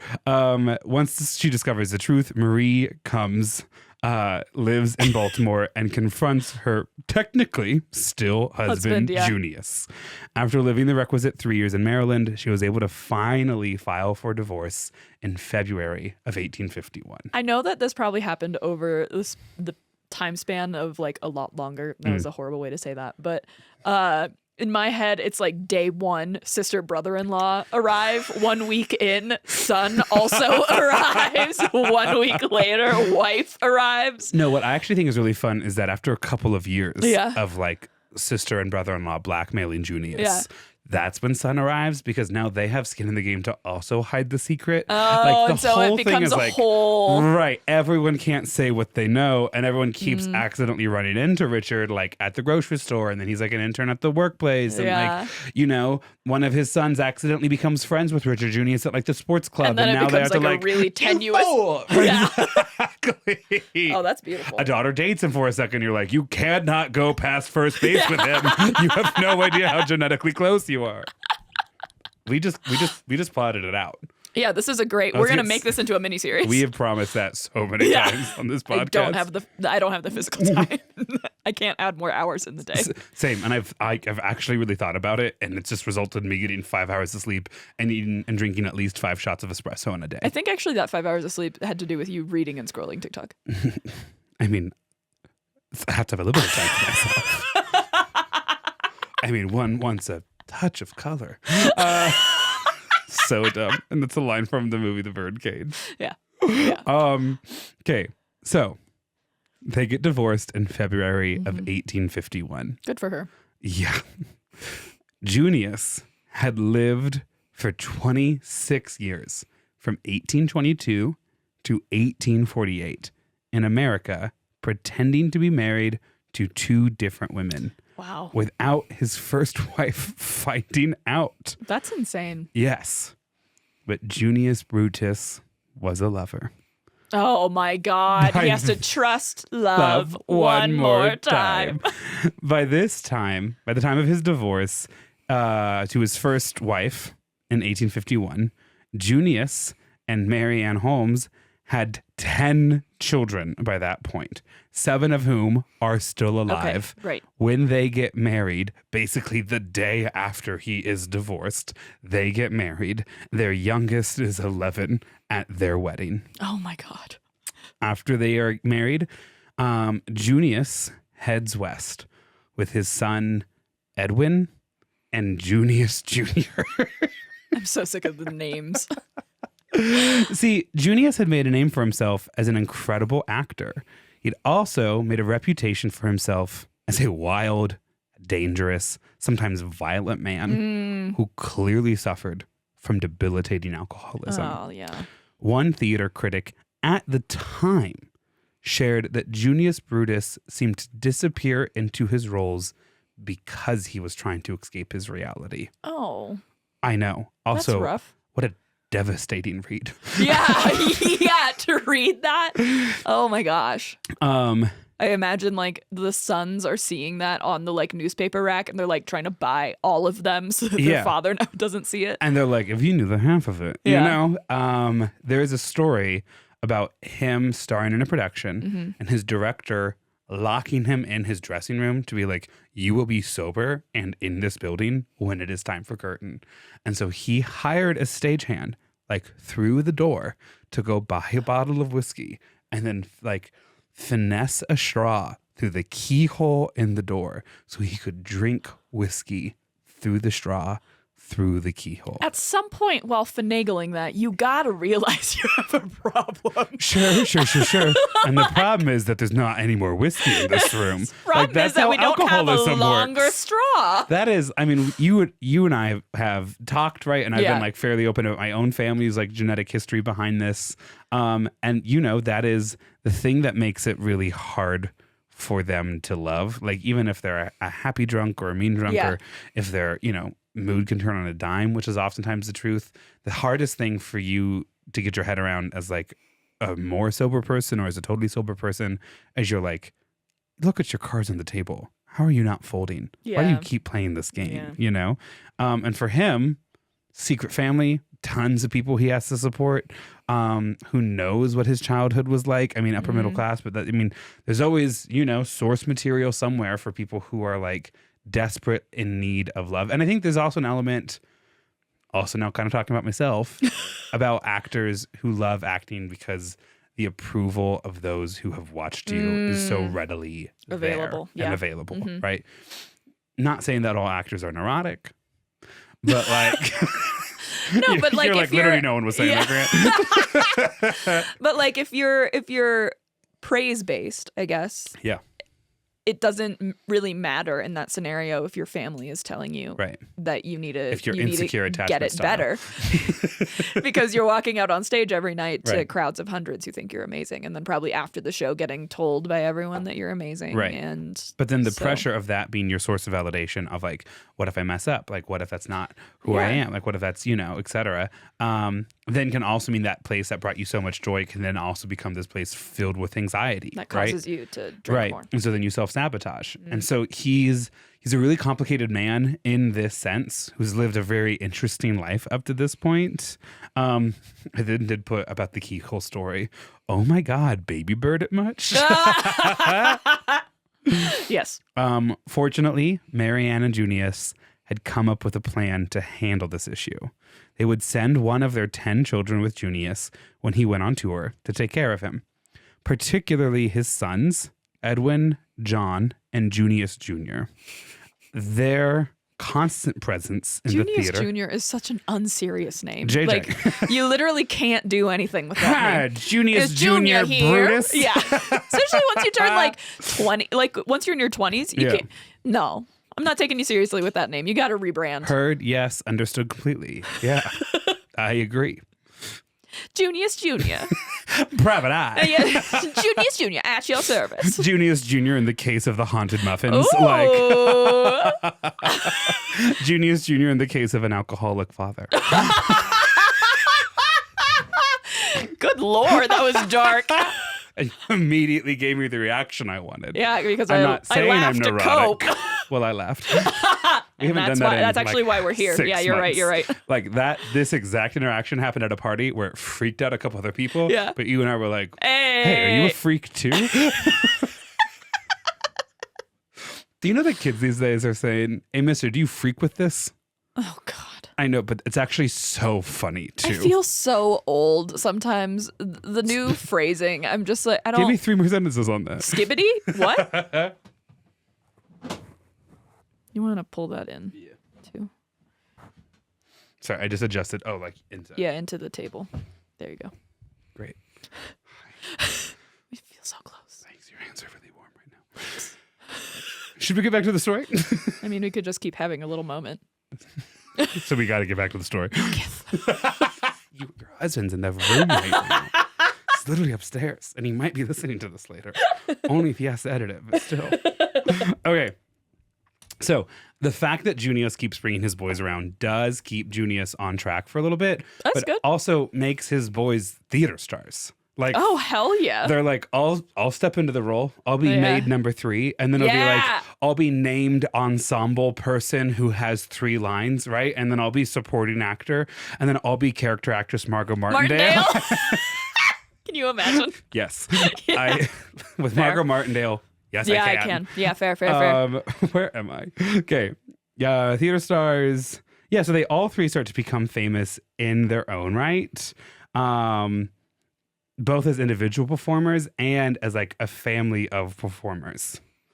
Here are the 3 sons performing Shakespeare's play Julius Caesar. They really do look built for the role. Yeah. Which one's Junius Jr.? The one with the terrible hairstyle on the right. Oh, yeah, holding the okay, sword. Yeah. And then that's Edwin and John. Okay. That is, they were doing a play, Julius Caesar, to raise money to put a statue of Shakespeare in Central Park in New York, cute. which I think still might exist. Fun. Our New York listeners, let us know. Yeah, please go find out. Yeah. Especially when we get to like the last bits of this story. Yeah. But it's hard for your own star to shine when your father is still one of the most famous actors in America. You're probably not going to get the lead against your old man. I mean, imagine how awkward that cast list call would be. Yeah. And so in 1852, Junius is performing in California alongside 2 of his sons, Edwin and Junius Jr., when he decided to begin to head home back east. Junius Brutus would never make it. Oh. Not because he was murdered. Yeah. He died of a fever on a steamboat while approaching Cincinnati, suspected to have contracted the fever by drinking dirty river water. And that'll that do it. is how the life of one of America's earliest stage actors He ended. drank river water. Right, but like his sons weren't there to take care of him, And so he drank river water. and he got a fever and died. I'm sorry, I can't get over the fact that he drank river water. I mean, it was like the Mississippi. I know, that doesn't help, actually. I think that might make it worse. It is, I mean, we'll talk more in a little bit, but it was like his sons weren't there to take care of him, who I'm sure would have got him water not Yeah. from the river if they were with him, and it is what it is. Interesting. So, Maia, all of this is pretty interesting. But how does any of this relate to the theme? Literally couldn't tell you. Right, Vigilante Vengeance. Because someone's about to take vengeance. Well, plenty of people have probably wanted him murdered, right? Yeah. Marie, his first son Richard, his potentially actually maybe first son William Blackbeard. Yeah. Any of the people he wronged, theater managers, things like that. God, I hope it's William Blackbeard. Because he sounds like he was a real shit kicker at the end. Yeah. Like alcoholism will do that to a person. It makes you less likable, for Right. sure. But he's not murdered. He dies of a fever. So have I missed the theme? I say no, and I present 3 pieces of evidence to support my case. Is this a fucking Lioness of Brittany thing? Like, history's mysteries is the why don't we know about her? Oh, you're gonna love it. There's got to be more. This isn't the end of the story. I love that they know and you don't. I know. I hate that, actually. Okay, my 3 pieces of evidence are as followed. First, the character Richard III that Junius made his career on is haunted by his misdeeds, his misdoings, and the ghosts of his victims who visit him towards the end of the play seeking vengeance. Second piece of evidence. His middle name is Brutus, the most famous Brutus, and his namesake is Marcus Junius Brutus, the Roman involved in the assassination and betrayal of Julius Caesar centuries earlier. But 3, and most importantly, 3 of his sons will go on to become famous actors, Hell yeah. but none more famous Than him. than his youngest son, Oh. John. Shut the fuck up. They name all of their kids like Edwin and Junius Jr. And then what? They run out of names at the end? And they John? name him John. Goodbye. Yeah, I'd be pissed if I was named John too. I'm glad you said that. Because Junius's full name is not Junius Brutus. Oh, God. Junius's full name is Junius Brutus Booth. Shut And his son, the fuck up. John Wilkes Booth? Grand! Grand! is the man who assassinated President Lincoln. What? More on that vigilante seeking vengeance when we return. What? Isn't that so good? Isn't that so good? Oh my god! I got you gagged. I got you gagged, gooped. Oh my god. I can't wait to watch the YouTube video of you realizing that this episode is about Abraham Lincoln and the man who killed him, John Wilkes Booth. You really have me going. It's a theater thing. Oh my god.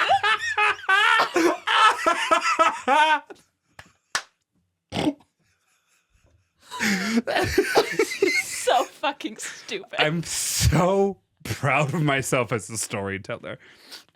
For the record, friends, everything I have shared with you so far, 100% true. You can check all my sources. There's like 20 of them in today's document. The only thing that I have not been fully truthful on is I have presented his name as Junius Brutus. His actual name is Junius Brutus Booth. I'm really excited for Casey to edit this episode. I'm just going to hear a scream from upstairs at one point. Because we're like an hour in, too. You think you're in the story. And in many ways you are, but in many ways you're not. Okay. We can take a break.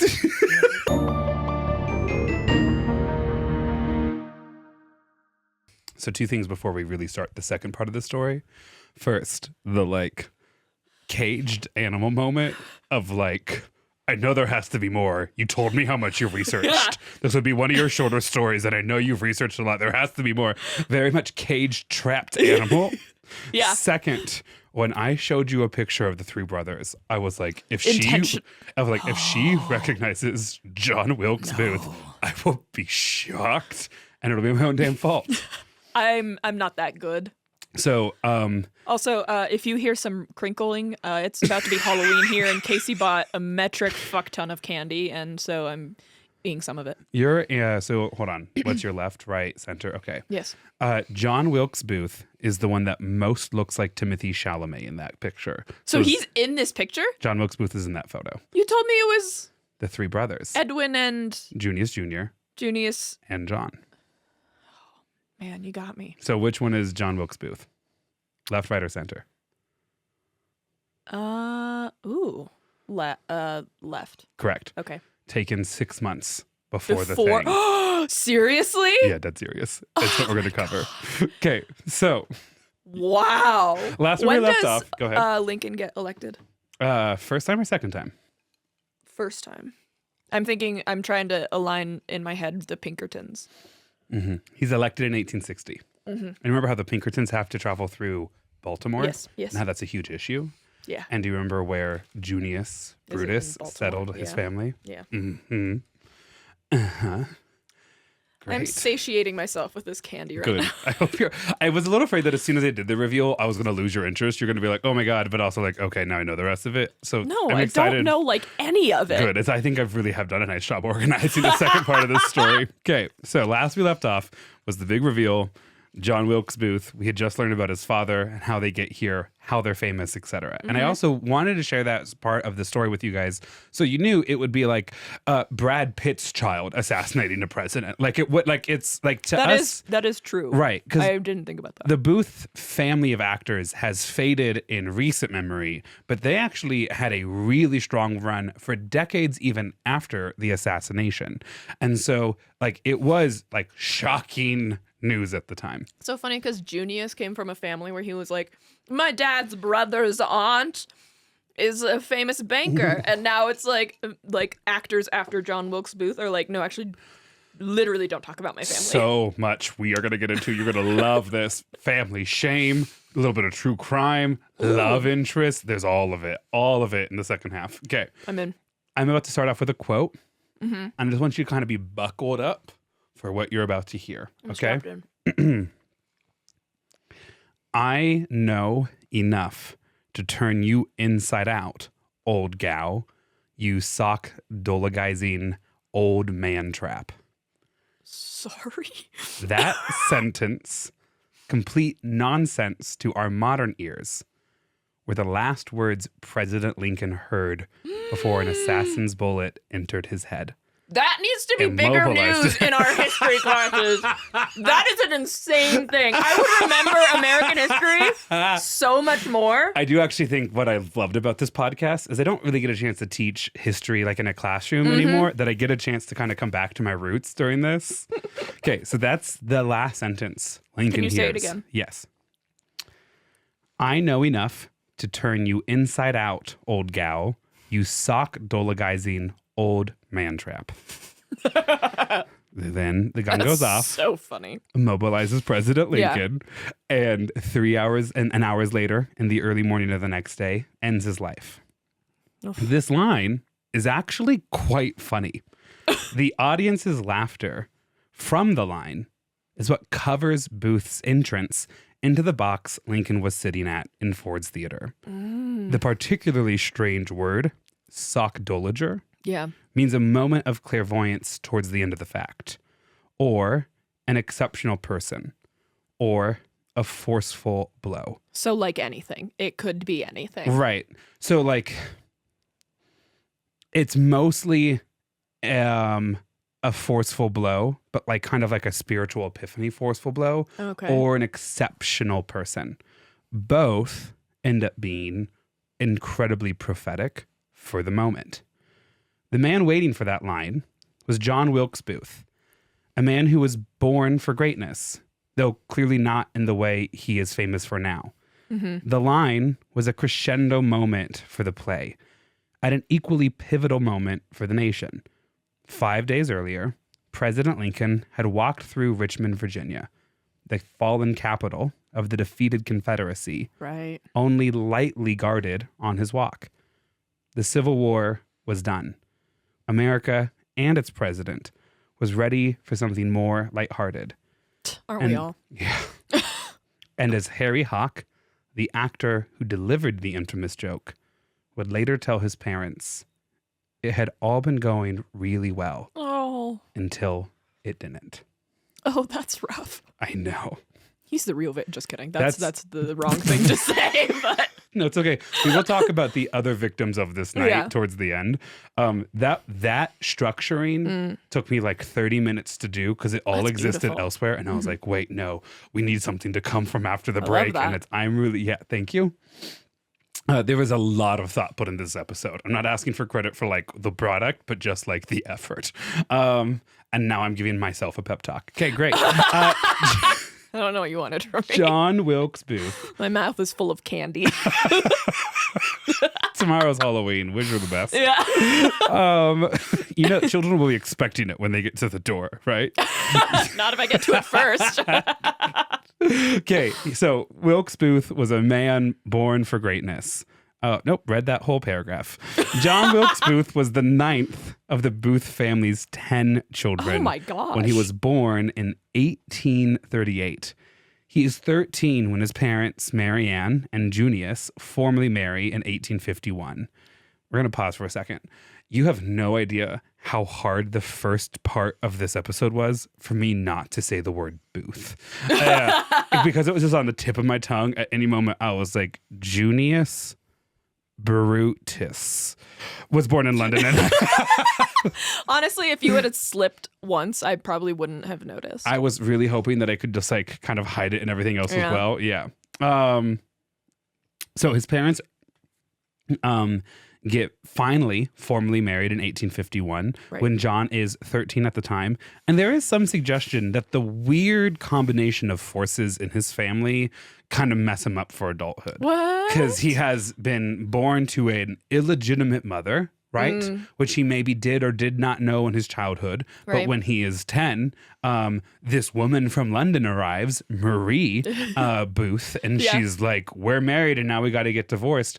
And obviously, even if it's not national news, it's hugely scandalous in Baltimore. Yeah. And so there's like this weird family shame, but it's right there alongside this huge family legacy that his father has created and that his older brothers, Junius Jr. and Edwin, are following and really kind of making it on their own. Yeah. And so they're like famous, but they're also scandalized. But then also the man that made that fame, his father, by the 1850s, has like a year or two left of his life and is deep in alcoholism and is erratic. And so there's all of these forces out there that are like shaping a young John Wilkes Booth's life.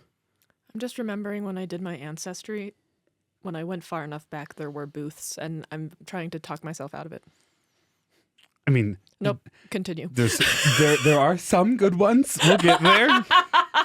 So he follows the family business and goes into acting. And shockingly, I feel like this has never happened in America before. Having famous and well-off parents made him a total racist, classist piece of shit. What? Everyone, practice your shocked face. And I so rarely call someone a POS on this because you like try to see the humanity in a person. Yeah. But this man is John Wilkes Booth, the person who assassinated Lincoln. So I just kind of felt like I could take more liberties. Some people, you can recognize need growth, right? And you can recognize who they can be while also recognizing that the person they are right now is a piece of shit. Right. Both things can be true. Yep, you nailed it there. Good job. So he's studying. Okay, so I think you guys understand, obviously, my position on all of this. I am not in any way justifying or defending his actions or his worldview. What I am doing, though, is telling you the truth, which is that this man isn't easily defined. It's not like he was like born in the backwoods, lived there his entire life, saw something in the newspaper, was like, I must take action, and then like bullet, right? Like this was like some other domestic terrorists. Right. Like Dylan Roof, the person who committed the attack at the Charleston church. Like there's a whole bunch of people who, these stories end up being really simple. And while you can feel bad for the circumstances they were raised in, like the story start to finish is pretty much a straight line. Yeah.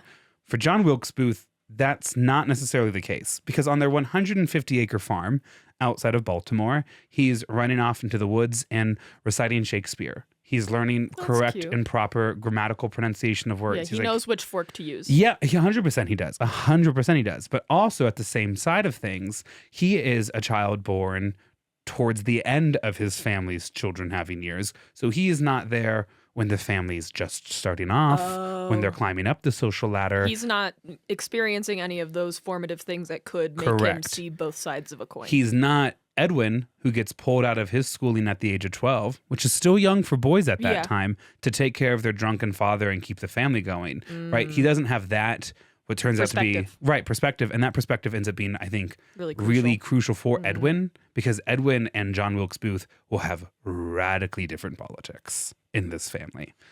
Crazy. So again, it is kind of okay if there's a couple Booths. It just depends on where that route goes. Okay? I remember seeing the name Booth, but I cannot. It's been so long since I've played around in my ancestry that I don't remember. Well, check it out. When and who.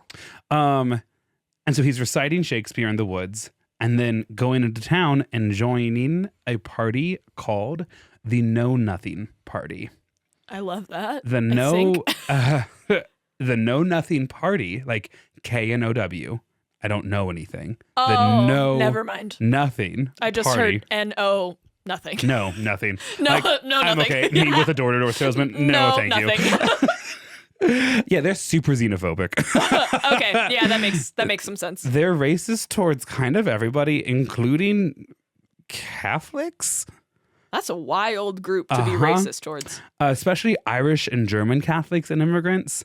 The Know Nothing Party fears that Catholic followers in the United States will vote the way their priest and the Pope tell them to vote, and that their presence in America, which at that point had been largely Protestant denominations, would end American democracy as we know it. The Know Nothing Party is notably, let me know if this word sounds familiar at all to you. The Know Nothing Party is notably the first ever America First political party in the United States. They have a flag. I'm going to go ahead and zoom in. Listen, compared to some of the things we see nowadays, it's so tame. I'm going to let you read it out loud. Read what the flag says. It's like an American flag, essentially, but instead of the 50 stars, obviously, there's like however many stars around a seal. And then it says, Native Americans, beware of foreign influence. And I need to make sure this is clear. That's good. Probably picking this up. They aren't talking about the group of people we today refer to as Native Americans. They're referring to white people. They have racial slurs for that group of people. They are referring to people who were born in America. And what's extra crazy is that this party forms legitimately tops 50 years after the American Revolution. Like, they waited for a single generation of people to be born on this continent under the Republic of the United States and are thus natural born American citizens. How are you and not they were nihilistic? Like, America first. How am I individually not nihilistic? This has been going on for centuries. And we've beat it almost every time. Oh, okay. Yeah. Yeah, sure. I pulled up my family tree and it's blank right now. Not supposed to cough directly into the mics that are this high quality for that. Just not what I expected. Again, really kind of encapsulates you and I. Oh my God. And so the Know Nothing Party is terrified of foreign influence. They are anti-immigrant specifically. And here's another crazy thing to me. John Wilkes Booth is literally the son of immigrants. Yeah. He has at least one, potentially two half-brothers who are full-on citizens of a different country, right? His parents, and a stepmother, essentially. His parents immigrated here not when they were children. Yeah. His parents are immigrants. Yeah. And he's like, no more, we're good. And this is what I've put in my notes. I don't know. In the mid 1800s too. Yeah, in That's wild. Early 1850s, when he's like first kind of coming onto the scene. Whoa. He's like, Romeo, Romeo, wherefore art thou, Romeo? Sweet, boom, nailed that. No more Catholics, no more immigrants. Oh, like, what's going on? Also, oh, hi, Mom. Oh, hi, Dad. How is all that immigration paperwork coming along for you? The self-awareness of some people is just staggering. And so I put this in my notes, bolded it, underlined it. What is up with money turning people truly evil like the second they get it? Like, as soon as they get money, their opinions on non-money things become outrageous. Like, I'd understand it if he was like born into wealth and he was like, no more theater tax, free land for actors, right? Like, while maybe not good policy, I could understand, right? Like, I want to improve my situation. But he owns a farm in a state that still permits the institution of slavery. He's an actor, not necessarily a job you got to worry about being outsourced to other people. He is the child of two hardworking immigrants, and he's like, the issue with America is new Americans. Yeah. And what is up with that? I've given up trying to explain people. I don't know. Yeah. And I think that's also partially why I'm not so nihilistic. I'm like, people are weird. That's the only constant in this life. I don't know. I walked past a house today that had two Trump flags, one of which just said, fuck your feelings. And the other one said, fuck Biden. And I was like, he's not running anymore. And also you have the F word on your home twice. Fuck your feelings. My feelings are still really important and you need to read them. Yeah.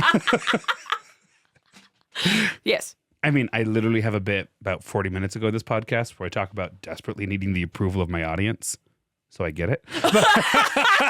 Nice. I also got to say, before I move on, the way that these sleeves get kind of droopy, and thus when I gesture like this, which you've noticed I've started to do a lot more of in the last 15 minutes, it just creates this like beautiful kind of like church choir robe situation for me. Are you in the choir or are you directing the choir? Yes. Okay. Have you ever met a normal choir director who isn't also kind of singing a little bit? No. Right. There's actually one of my favorite recordings of my sophomore year all-women's choir. There's a moment, like this song we did so well, we got accepted into CMEA, I think, with that song. And you can hear in the recording, I think we had to record a separate thing to submit to CMEA, but when we like did it for the concert, you can hear Terry like, and she's directing. She's backup vocals. Yeah. But she's closer to the mics than anyone in the choir is. Really, you can really hear her. It's really funny. So the Know Nothing Party. Yes. They take a firm stance on immigrants. Despite claiming that they know nothing. Correct. So that's really cool. This is the thing. That's fun. Okay. it starts off as a clandestine organization. Whenever anyone asks members, do you know anything about this party? They are told to respond, I know nothing. And then eventually it emerges from clandestines, but like basically like you got invited into it, much like A cult? the KKK or a cult, yeah, 100%. Then it becomes a political party. But what's so interesting is while they can take a clear, hard stand against like immigrants and like certain religious groups of people, what they struggle to take a clear stand on is the issue of slavery in America. Good Lord. See, they need to be open to slavery in the South, where they oftentimes present as like an alternative to the Democrats. But if you want to be an alternative to the Democrats in the South during this time period, you still got to be pro-slavery, or like they won't even let you run. Yeah. But up north, there's many anti-slavery people who are also anti-immigrant, and they're trying to apply to that group too. They're like, we think we should get abolition, but also no more. We're worried about how many people are here already, right? Yeah. All of Elon Musk's and Peter Thiel's ideas are borrowed from 19th century racist is what you should know. Colorado hasn't even been founded as a state yet. Correct. So that's wild that they're just like, too many of you here. And neither has Nebraska or the Dakotas or like I don't know Kansas. the dates of other states' foundings. I only know Colorado. Good. Because it's 100 years after the Declaration of Independence. Thanks for asking. Okay. About what? When Colorado's a state? Yep. Because Colorado School of Mines was founded actually 2 years earlier. I don't want to talk over you, so. This is being an ass. Because this rich kid of famous parents is super racist, he believes slavery is a good thing for Black Americans. Oh my, that is actually the worst take. Correct, but a super common one at the time because like the economy, you're at least pretending. there was a spectrum of perceptions on the topic of enslaving Black Americans at this time. There were abolitionists who were like, no, but there were abolitionists because they were like, Black people are equal to us. And then there were abolitionists who were like, no, they're not, but they shouldn't be enslaved. Like, that's a terrible system. And then there's other people who are like, I'm pro-slavery, but just economically. Like, I'm so socially liberal, if that sounds familiar to any of you. And then there were people who were like, actually, I'm pro the institution of slavery because it's actually good that we enslave Black Americans. And almost all enslaved people in America at this time were born in America, which per our Constitution made them Americans. They weren't African anymore. They were like, it's actually really good that we're enslaving our fellow Black Americans because us white men specifically are taking a famously good care of them. Yeah, for sure. For And sure. Absolutely no position, abuse or assault or anything is happening. But that truly evil, corrupted spirit Hitler particle kind of energy is what John Wilkes Booth believed. Real quick, before we get back into John Wilkes Booth, did you know that African Americans, especially when they were enslaved, had a ceremony because they weren't allowed to like legally marry? Right. They had a ceremony that was like jumping the broom or something like that. I'm could be completely like off on this, but they would like sweep out an entire area and it would be like kind of a way for them and they're like the people that were around to see that they're starting new like together, and then they would be married after they like jumped over the like broom or whatever. And I saw Love is Blind this season they often have African-American couples, but there was one African-American couple this season that did that in their wedding, and I thought that was really cool. Listen, we could do a whole second episode on this kind of stuff because I love that kind of stuff too. Yeah. And I think that's like universally true of like two people who love each other committing to each other in a ceremony in front of their friends. Yeah, that's marriage. Regardless of the government's blessing or not, you know, and it looks different for everybody. That's you. But it's special to everyone in their own way. Okay, let's talk about racism some more. Okay. No, like you didn't want to talk about pupfish or anything? I wrote you a poem. Have you read it to Casey? No, of course not. I need to print it still, and Lydia's out of town. Don't know what you want from me. I work at a place with multiple printers. Yeah. So hard for me here. Where it's like literally free. Yeah. Okay. So John Wilkes Booth. He's 14 when his dad dies. He makes his theater debut at age 17. Hey, Maia, want to guess what play he performed in during his debut? Well, like King Richard III or something? You guessed it, but he's not Richard. Which I think actually bodes well for him. Yeah, knowing his whole story, I think Yeah. this kid turns out all right. Yeah. I think someone deprograms the racism out of him, Yeah. and he just goes down as a beloved American actor. I don't think anything goes wrong after after this. He plays like Lord Richmond or whatever. The guy who ultimately kills King Richard, but whose like role is like legitimately less kills impressive. He figuratively does kill his father and also one of his brothers. And also like a superior, like a ruler at the time. Yes. Now, here's the thing. Obviously, we're going to say mean things about him in general. Yeah. But right now, I'm going to say mean things about him from the time. From critics, I hope. Duh. Oh, hell yeah.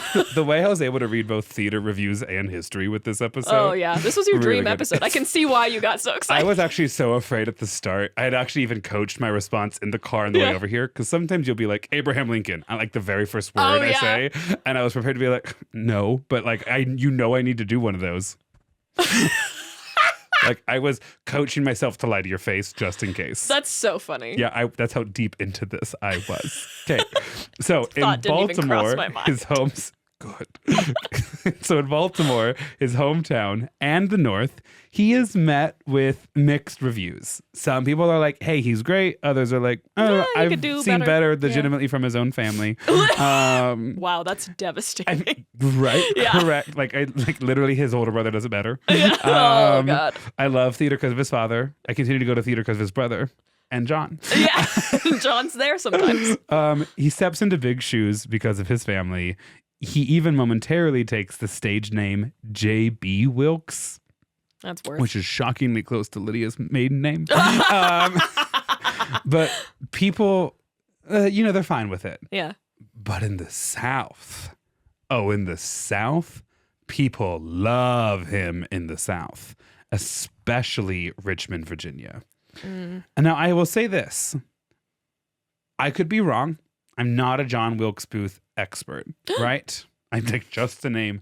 There's a lot of work out there about him, including a couple musicals. There's a lot of stuff out there about him. This is just what I gathered from my research. The people in the South don't love him because of his racism. I'm sure that's a plus, but that's not why they love him. They love him because he looks like Timothée Chalamet. Oh, yeah. I have seen that picture. Yeah. Like, legitimately. Sometimes you wonder, like, how people get away with things. Like Jimmy Fallon, you're like, how does this man get away with just being like this goofy dude? And then you see a picture of young Jimmy Fallon and you're like, yeah. Or like young Joe Biden. Yep. You get it? Yep.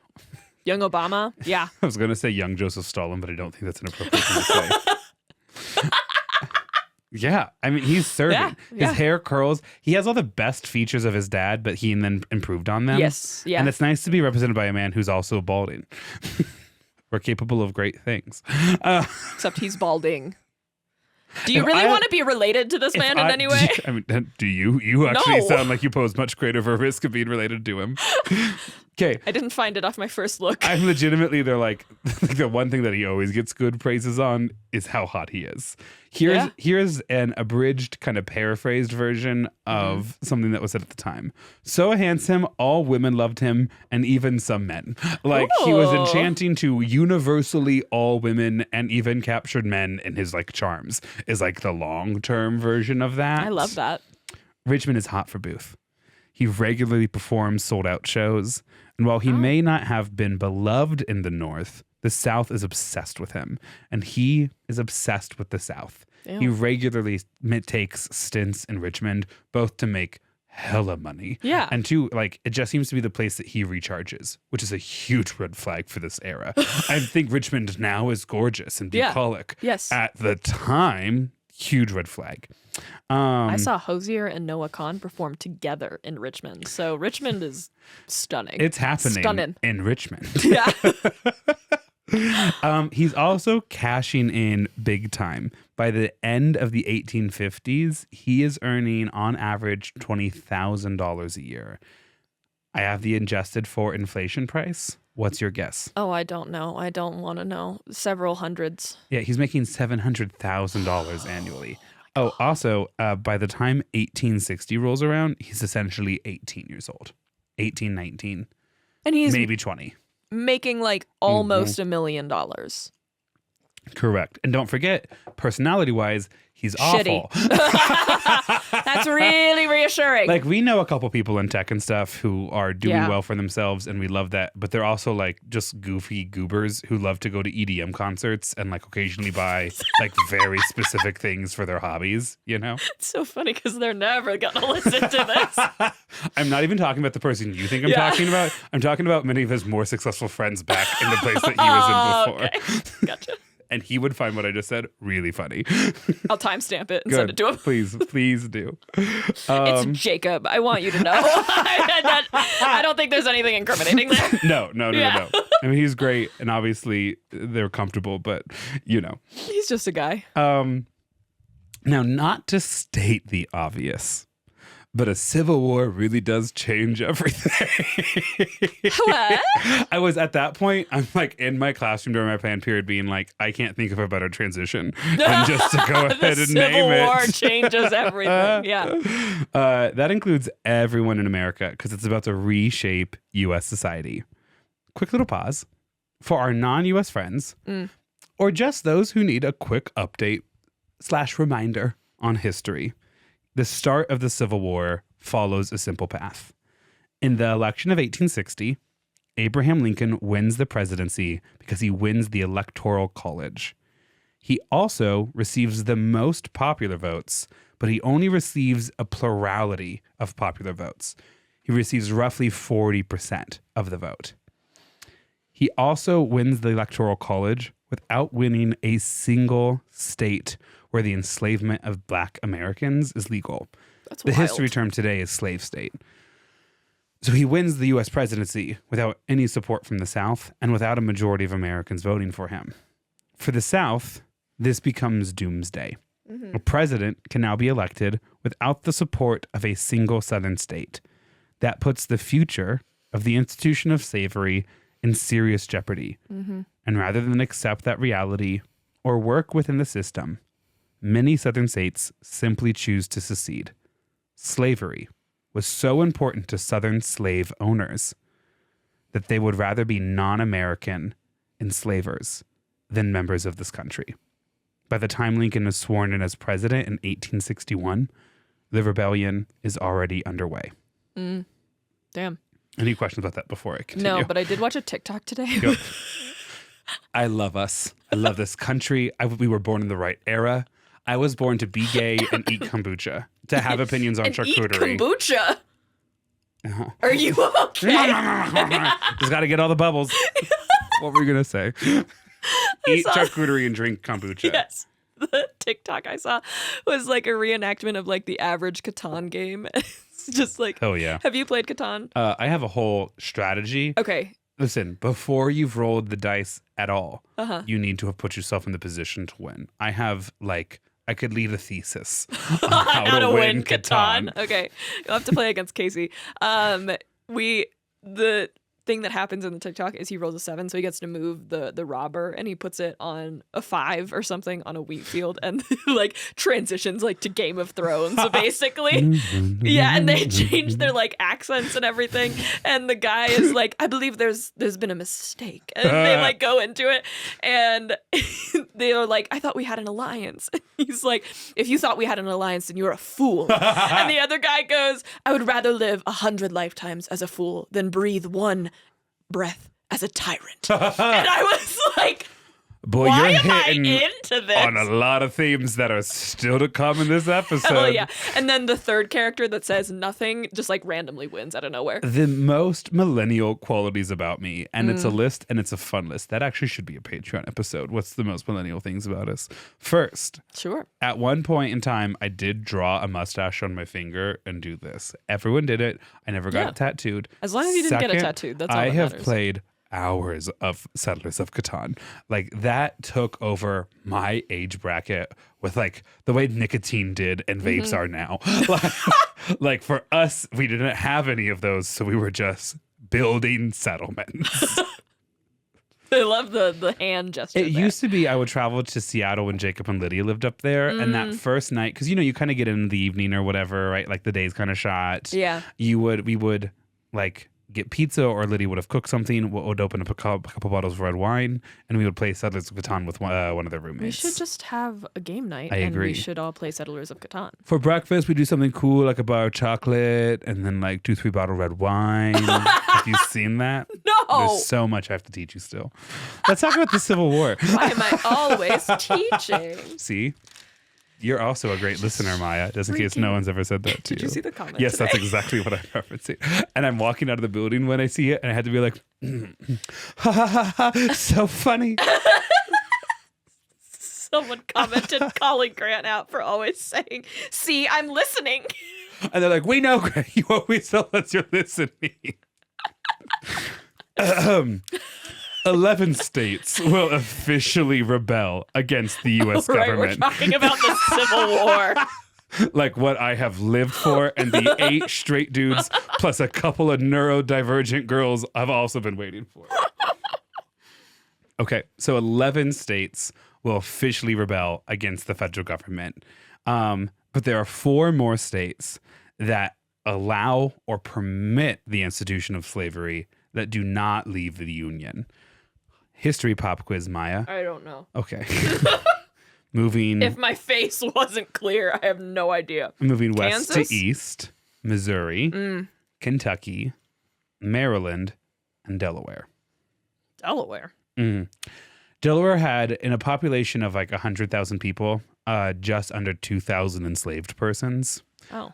So while they permitted it, it was negligible and not a huge part of Delaware society, mainly because it's situated in the north next to Philadelphia. But So the South was like, yo, Delaware, you want to secede with us? and they're like, how'd you get this number? If you could please remove me from your calling list. They're like, you want me to pick Richmond over Philadelphia? I wouldn't do that today, let alone back then. Missouri, Kentucky, and Maryland is actually a huge issue, though. There's this great quote from Abraham Lincoln at the time where he goes, I hope to have God on my side, but I need Kentucky. That's good. Here's the thing. He actually had so many bangers. He was so eloquent when he wanted to be. So Maryland is a state that allows the institution of slavery and has a not so subtle like population of enslaved Black Americans. Okay. But the issue of like fully seceding, that's complicated. So they do this thing where they defeat the motion to secede. The vote's like 50-10, like in the state legislature. It gets defeated. But then they immediately pass another law. And it's like, but no northern troops can move through our state on the railroads, and you can't keep them stationed here. And Lincoln's like, I hear you. Arrest them. What's the amendment that not we joking. have? What's the amendment that we have that like prevents us from needing to house troops? The Third Amendment. The Third Amendment. Yeah. I saw TikTok. Sorry. It's just yeah, all that's TikToks now. Yeah. This woman is like slamming the door in the face of her boyfriend or something that is a member in a of the uniform. military. And she's like, me exerting my Third Amendment right. Correct. They can't force you to do it. There are squatter rights laws, but whatever. So basically, with Missouri and Kentucky, Lincoln's like, you should stay, and the army's kind of already there, so why bother? Things like that. And Delaware is not a huge concern, but Maryland is kind of a concern because Washington, D.C. is right there. Right, sits on the border with the Confederacy. Across the Potomac River is Virginia, and then it's a 90-minute drive today from Washington, D.C. to Richmond, the capital. If Maryland secedes from the Union, Washington, D.C. is completely surrounded, and the federal government would have to abandon it, which would be humiliating. Yeah. And that also means they need to be able to move troops through Maryland. Well, if they want to win the war, they can't respect what Maryland said. In fact, they actually kind of need to make sure there is no movement to leave in Maryland. At all, yeah. And so Abraham Lincoln suspends habeas corpus. Woo! For those of us not constitutional scholars, habeas corpus is like the government has arrested you. They need to provide a reason as to why and kind of some proof or you get to go. Miranda rights. Right. And Abraham Lincoln is like, okay, we'll go ahead and suspend those. And now anyone in Maryland who is encouraging secession, we will jail. And we will take over the railroads if we need to. And, oh, are you a newspaper that had something mean to say about us? Shut down. 100%. And so Maryland gets it's a carrot and stick thing. So they get pushed around. But for those who are pro-union in Maryland, they're also rewarded. The cabinet at the time is like 4 or 5 people. And Lincoln is kind of forced to appoint a Marylander to his cabinet. And so he's like, you're part of our federal government. And also, you cannot leave it. Yeah. There you go.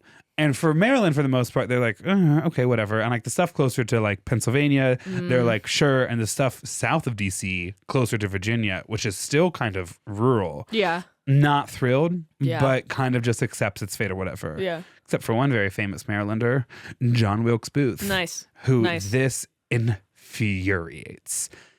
As it does. I mean, oh God. This is going to become the clip that sinks my political career. There are things to criticize Lincoln for at this time. The suspension of habeas corpus, the shutting down of a free press, right? Like essentially the federal army occupying a state kind of against its will. Yeah. That's not good. Yeah. Obviously, Lincoln viewed ends justifying means here, but Booth immediately views him as a tyrant. Now, here's where I suddenly become less problematic. Booth views Lincoln as a tyrant not necessarily because of all that stuff, but because Lincoln wants to end the institution of slavery, which is against everything Booth believes in. And so he's like, I hate you for that. And also these other more recent examples. Yeah. That make me more relatable. Right, exactly. In your episode about the Pinkertons, though, we've talked about how there were Marylanders who like trying to kill Lincoln before he even gets to Washington, D.C. And so Booth takes that personally. Booth is like, this is an attack on me. You're right. Thank you. Correct. But so his like grievances kind of start to build. And we've done enough episodes now. This is number 80, which is super exciting, that I feel we've done a quick little study of the human psyche. And when women go through really challenging periods of time, they become incredible authors or believe there's a mongoose that's speaking. I'm going to need 3 more sentences. And when men go through challenging times, they become terrorists. Or disappear into nothing. I can't, like we have, of all of the men I have covered who I haven't, like of all the men I've covered, there is like really only one, or even that you've covered, there's like maybe only 2 that really kind of come out looking clean afterwards. Because even Sylvester Graham's a weirdo. Yeah. So it's maybe Harry, some of the pirates. It's Harry Houdini. Harry Houdini. And I think that I can't remember who else we've covered. I was about to say Hugo Chavez, but that's not the correct answer. Victor Hugo. Thank you. Oh, not Victor Hugo. Yes, yeah, Les Mis. Victor Hugo of Les Mis and Harry Houdini are like the only 2 men who experience anything at all and turned out okay. And also, like, I want to continue to point out, like, Booth is not a victim of anything. He doesn't even enslave any Black Americans. It's not like the loss. It's not like he runs a plantation or any industry. Like the ending of the institution of slavery does not impact him economically. His family were not, if they did enslave anybody, not huge holders of enslaved people. And also, like, his own family members are pretty against the issue of slavery and like are pretty big proponents of Lincoln. It actually doesn't make any sense at all as to why Booth is so mad about it, except for the fact that now he can't go to Richmond. I'm not even joking. Imagine what our dear, dear friend Lydia's political opinion would be if she wasn't allowed to go to Las Vegas anymore. Yeah, that's a really good point. I'm only asking that question because I'm afraid as to what that answer would be for us. Okay, but for Lydia, we would lose her. Yeah. we would lose her, you know? And so Booth She'd find a garbage truck to commandeer. No, what she would do is probably what Booth did. Run the border. Oh, good. And this is actually where it's so kind of... Obviously, this is an assassin, so, like, that's not funny. But, like, the motive for how you rewrite history, like, in my mind, needs to be, like, really good, right? Yeah. Like, freedom fighter against an oppressive government. Yeah. The way the government oppressed John Wilkes Booth is they made him perform in the North.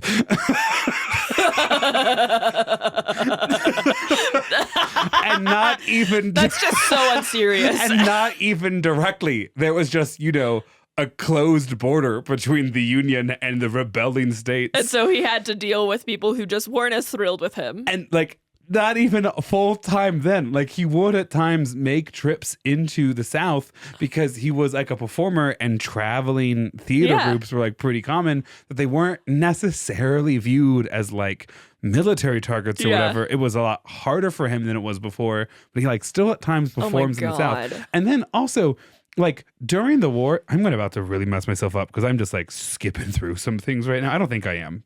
Yeah, I'll double check my notes. But like the Union Army even starts to capture some Southern territory pretty early in the war. Like, for instance, New Orleans and parts of Southern Louisiana fall in 1862 to Union occupation. Oh, wow. We basically, cool, because the Confederacy doesn't have any ships. Yeah. When the Confederacy starts to rebel, the U.S. Navy, which is 100% federally operated, immediately pulls out. Great, we have the ocean. So the Confederate Navy is essentially like merchant ships that couldn't get out in time, then have cannons put on them, and their sailors aren't really well trained. So like, obviously that doesn't go really well. Ooh, yeah. And so the U.S. Navy just kind of sails right past all the forts in New Orleans and fully seizes it in 1862. And do you know why I know that? My history degree, but also because John Wilkes Booth performs in New Orleans during the war. And do you know what he does? He becomes a Confederate spy. Boo. I'm going to pause for 10 seconds for station identification. Mainly, I think I've done a good job of summarizing this. Yep, hated Lincoln, difficult to travel south. Oh, yep, okay. So,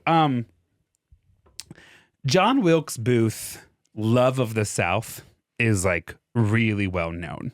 He writes several papers even before the war defending the institution of slavery. He regularly talks about his love for the South. Even acquaintances are like, if the South was doing okay, or even had like a good day in the news, John Wilkes Booth was ecstatic. But when the newspaper reported about like Confederate losses, or like increased hunger in the South, or like their collapsing economy, or the effects of the Union blockade, he would fly into a violent rage that nothing could calm him. Oh, I know. Oh, I know. That seems really healthy. But also, like, babes, you're not hiding it. Yeah, you're not doing a good job. In 1863, Booth is performing in St. Louis, Missouri. And he says something so foul about the U.S. government, he gets arrested. And that thing is, to hell with the federal government and President Lincoln. And they're like, get him. Oh, my God. So they throw him into prison and for treachery in 1863. And they're like, we'll let you go, but you have to do two things. Pay us a lot of money. And Booth was like, okay, waste my time more, why don't you? And they go, 2, pledge an oath of loyalty to the Union. And he was like, he is holding his like fingers and yes, like 100%. crossing his fingers behind his back.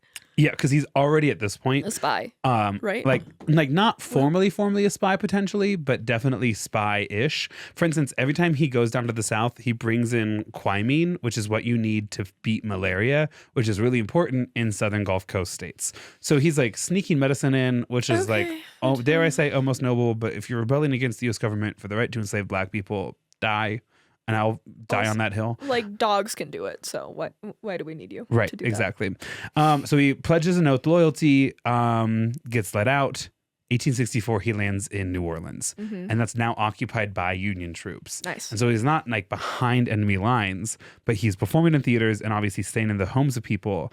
And it's in 1864, like spring, summer 1864. That he gets recruited to join the Confederate Secret Service, the secret agency behind spying for the Confederacy. Good. He's like, 100%. I've been waiting for this opportunity. I just needed the person to talk to about it. I'm fully in. Yes, thank you so much.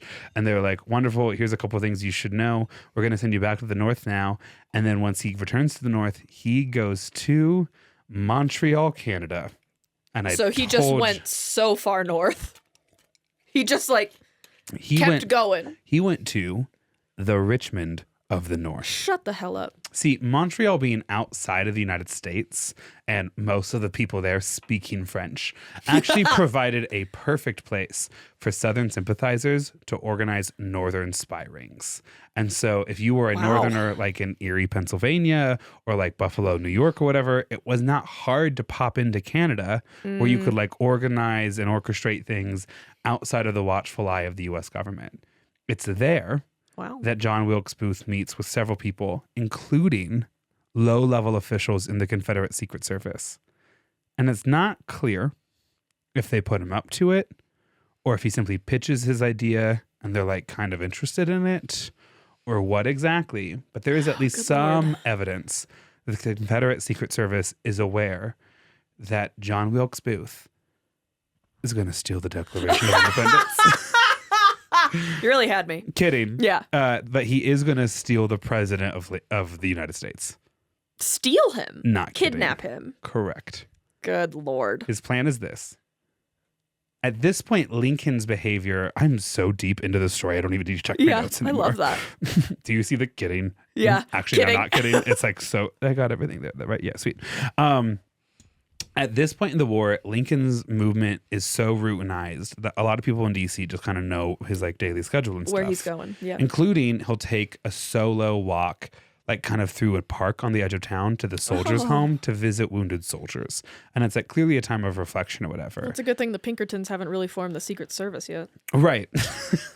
No, instead they just saved him from being assassinated in Baltimore. I think that they may or may not have orchestrated themselves. So...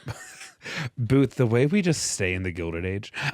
So True. Booth I need to get back. gets a couple of accomplices and he's like, we're going to kidnap President Lincoln on this solo walk, who's like a 6'4" giant man. Yeah, by good the way. luck. And then we're going to take this alive U.S. president and bring him to Virginia and give him to traitor to the country, said it at the time, Robert E. Lee. Yep. And we're going to use him as a token to, for sure, at least get Lincoln to free some Confederate soldiers who are being held as prisoners of war and maybe force a peace deal, but definitely for sure prisoners of war. I'm glad that they were at least realists in the situation, not like, let's end the war. Yeah. So this is, okay. I'm so excited to talk about this for a second. I'm sorry. I'm kind of almost overwhelmed with gratitude. Because realistically, Lincoln as a human can't just do that. He can. He's commander of the armed forces. He absolutely can. Okay. The president today can do kind of stuff like that. That's so worrying. It's weird. We're like, we have a complete democracy, but we think our military should be an elected king. It's like kind of the U.S. system today. Just some of the things Trump has said in recent days. It should be really concerning to all of us. Yes. Lincoln was in it to win. And so the North had a much larger pool of soldiers to pull from. There's just more people living in the North than there was in the South, especially when you take out the Black Americans living in the South. The South actually has a much smaller pool of white men to draw on for their army. And so Lincoln sees those two numbers and makes a super logical call. They're no longer going to engage in prisoner exchange. Oh, okay. Because for whatever Union soldier you capture, we have more. But for every Confederate soldier we capture, you don't. That's fair. We will end this war, even if it means all your soldiers are in prisons. Right. Yeah. And so they stop prisoner exchange, and it's actually a huge military issue for the Confederacy. And such a major issue that a private citizen and actor is like, I gotta solve it individually. I want to steal the Declaration of Independence. Fucking white men, dude. Correct. And then all this other stuff that is like, for whatever reason, personally devastating to John Wilkes Booth happens. And by that, I mean Lincoln wins re-election. Yeah, it just is stuff that he takes personally when he doesn't need to. Definitely like a deep delusion. I don't think Wilkes Booth thought Lincoln was going to win re-election. Oh my God. But important to remember, no Southern state rebellion at the time is able to cast any votes. Like there's an argument made that even if they could, Lincoln would have won, but like they definitely can't. And so Lincoln definitely wins re-election. Actually, that's a hilarious fact I had never really considered. And now the news of the war is becoming increasingly desperate and things are not looking good. And he might need to do more than just get a couple of thousand Confederate prisoners released. John Wilkes Booth attends Lincoln's second inauguration in the spring of 1865. Wild. Right. Well, especially when you consider that he was there for that and 5 years or earlier, the execution of John Brown. Oh, shut the hell up. In fact, Shut up. there's some suggestion that John Wilkes Booth was inspired by John Brown's one-man crusade. Oh my and viewed gosh. it as a nearly successful attempt to implement his own political ambition. For those of you who haven't listened, it's an episode called Beautiful Country that Grant did on John Brown. Loved doing that episode. It was a good episode. He was at the execution for John Brown and then stood guard over his body as part of a militia for a couple of days afterwards. So he was there. He's at Lincoln's inauguration in 1865. At one point commenting to a friend, "I was so close to Lincoln, it would have been a perfect opportunity to shoot him." Normal people don't say that. Correct. Because his friends are like, haha, man, that's crazy. Anyways, who do you think's going to get cast as King Lear this season? Like, his friends are in the theater. Like, I don't know how else to say it to you. Anyway, we're trying to get on Broadway if you know anyone. Right.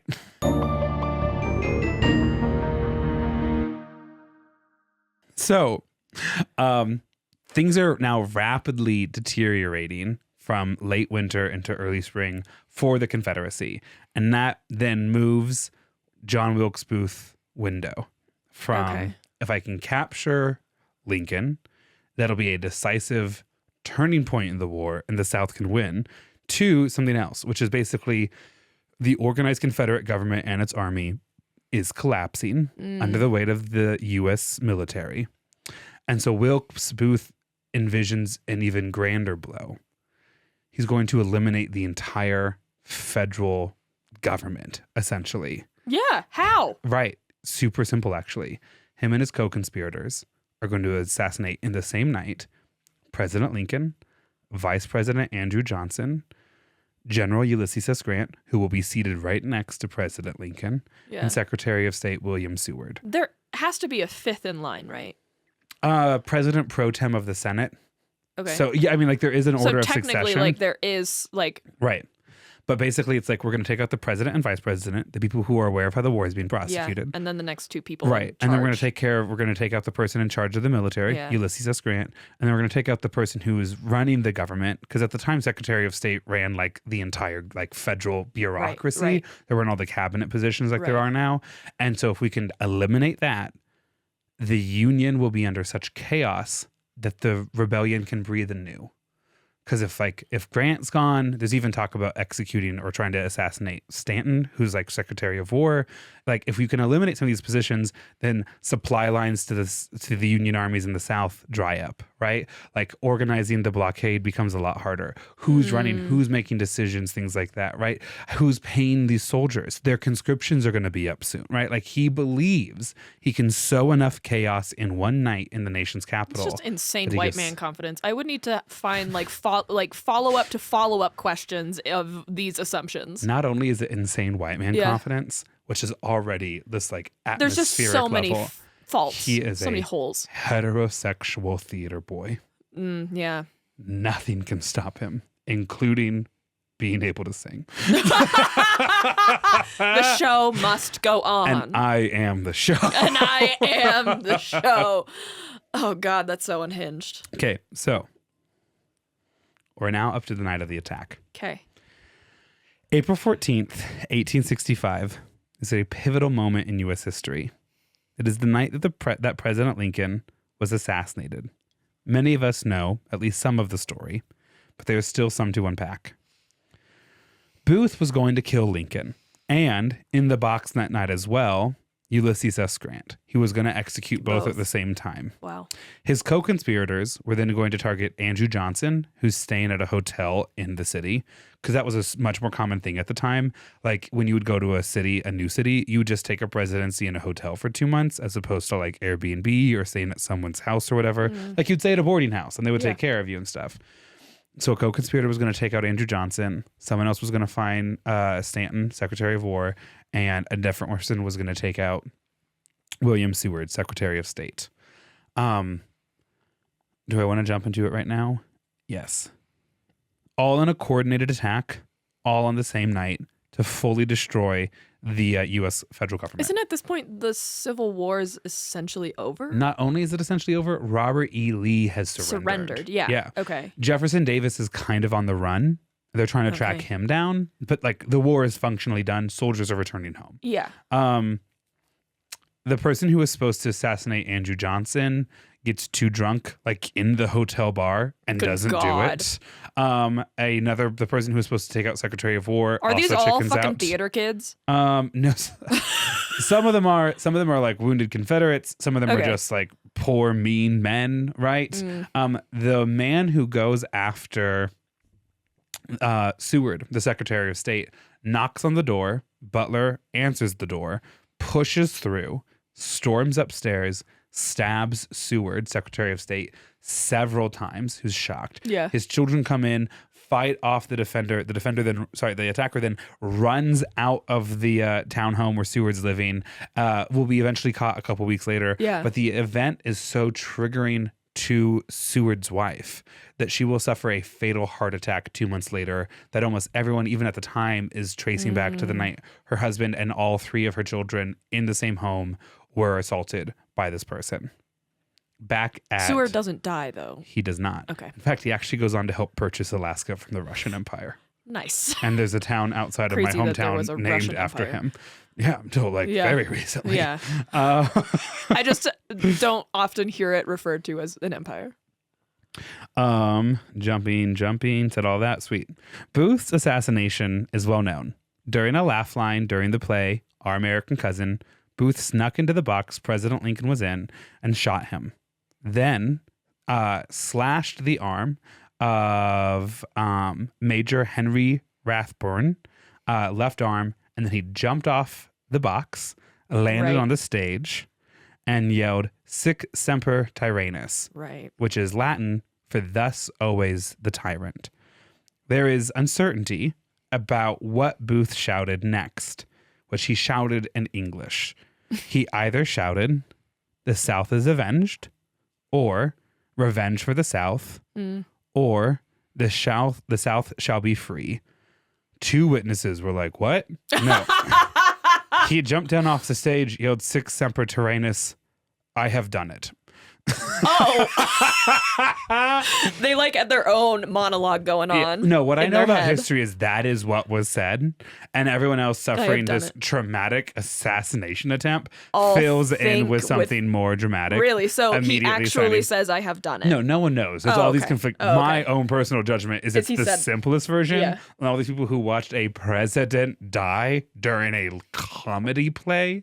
It's like watching a Tyler Perry movie and then someone dies in it. It's like watching like a Bo Burnham special and then the president of the United States dies in it. I mean, the other three are all so similar that I can believe that they all heard it and then their brain kind of scrambled it. It's like watching the U.S. Senator get kidnapped during Real Housewives of New York. Yes. Why do you keep thinking of analogies? Why are they all I'm having a really fun time with it. Is front of your brain? I'm having a really good time with it. Good. So, Booth runs out of the theater to a waiting getaway horse. An insane sentence. I had so much fun when I typed that up. Waiting There's a getaway man horse. he employed to hold on to the horse while he was in there. And then he runs out and he's like, whoa, John, what's going on? And John just takes John Wilkes Booth. Yeah. Just takes his knife and the handle part of his knife just kind of punches the guy until he lets go of it and then rides off. That poor horse. No time to explain anything. Yeah. I gotta go. Here. Let go of my horse. Back in the theater, Booth shoots Lincoln at point blank range and slashes the arm of Major Henry Rathbone. It's unclear in my own research if he knew Grant wasn't there or if he thought that was Grant and attacked him, like U.S. General Ulysses S. Grant, or what happened exactly. But basically, Booth attacks the other man in the box with Lincoln. But not Grant.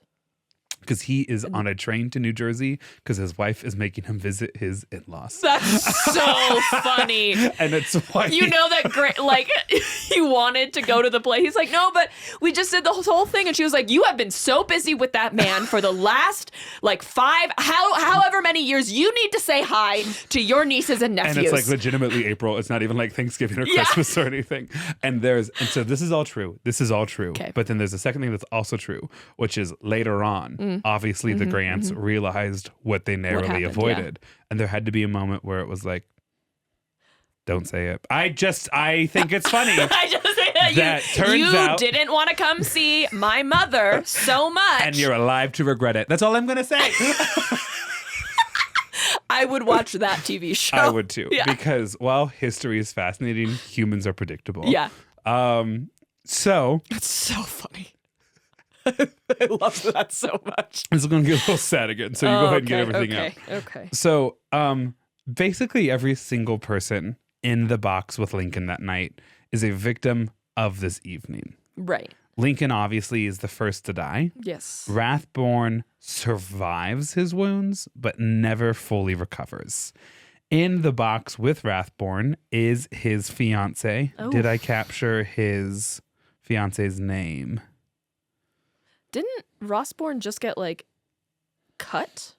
On the arm. Yeah. But survives it, like including infection. Okay. Oh, okay. Gotcha. So he survives the trauma of that night, and then he will marry his fiance, Okay. who is, by the way, his stepsister. Hate that. I do too. In 1867. Okay. But he grew increasingly erratic and many believe suffered from post-traumatic stress disorder. Hard to confirm because an acknowledgement of that mental illness, state of existence, that challenge. Obviously, there's no word for that in the 1860s. Right. But today, many people are like, yeah, this guy's entire life was reshaped by that because plus 15 now for mention of violence. He will commit murder-suicide against his wife, survive his own attempted death, and then spend the rest of his life in the phrase that was used is like an institution or an asylum. Psychiatric ward. Right. And for those of us who know what that kind of treatment was like in the late 1800s. Yeah, not good.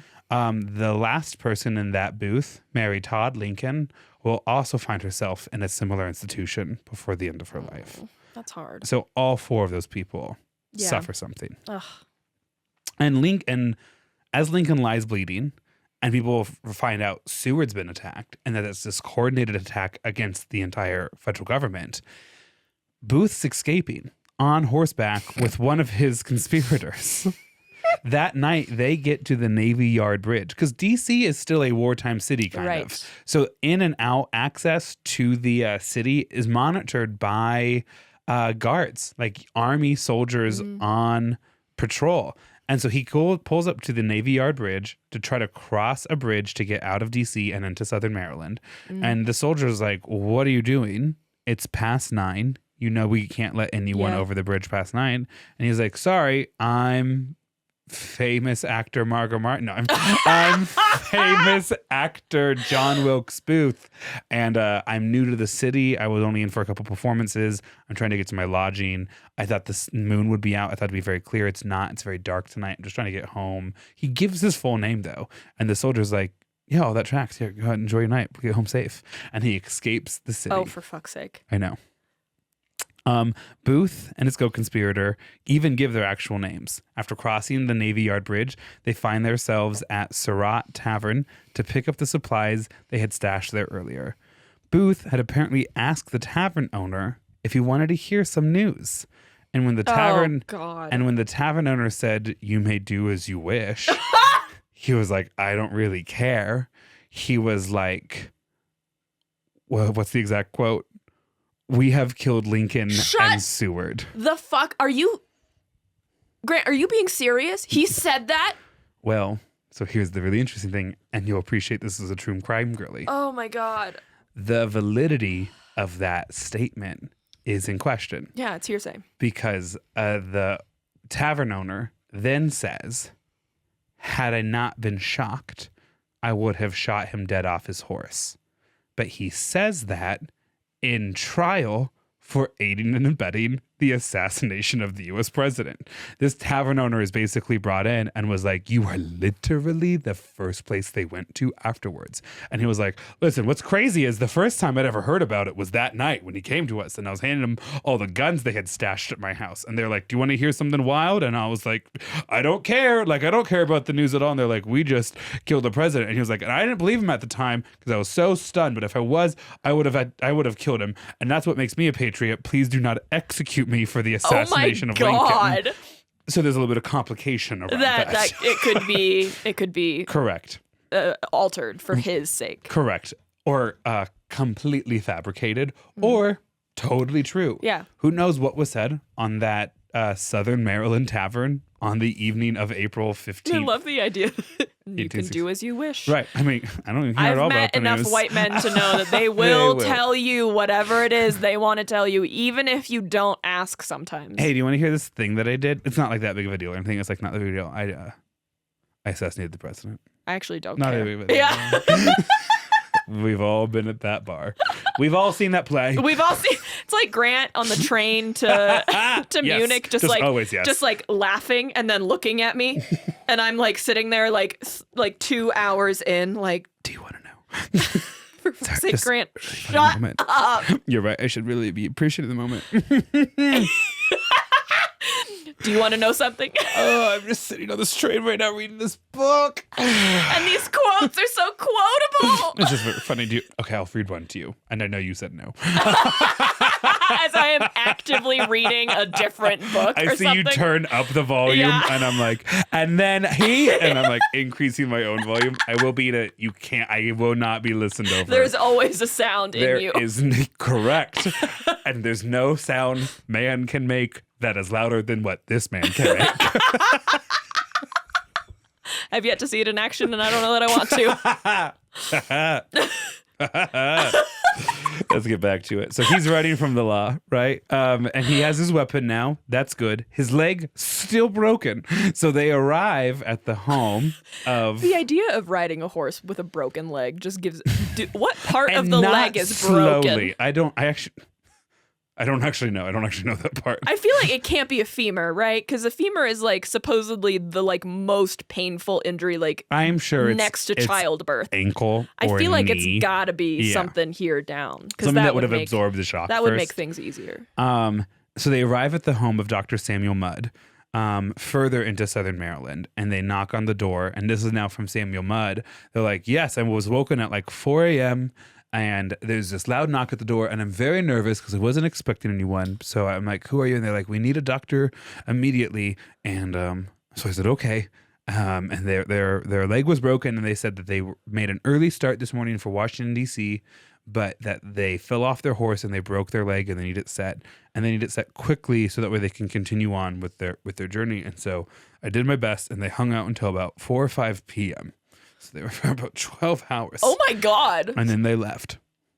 So much for quickly. Oh, and I have no idea why they came to find me. I don't know why I was the doctor they chose. Yeah, muddy the waters a little bit, yeah, Dr. Exactly. Mudd. No, exactly. Like every single one of these interviews for the trials. You clearly know a little bit more than you're letting on. It's either A, you clearly know more than you were let on, or B, you are legitimately very concerned you're about to be executed. Because here's the thing, America wants some executions, baby. Or you're just like the unluckiest person alive. Right, exactly.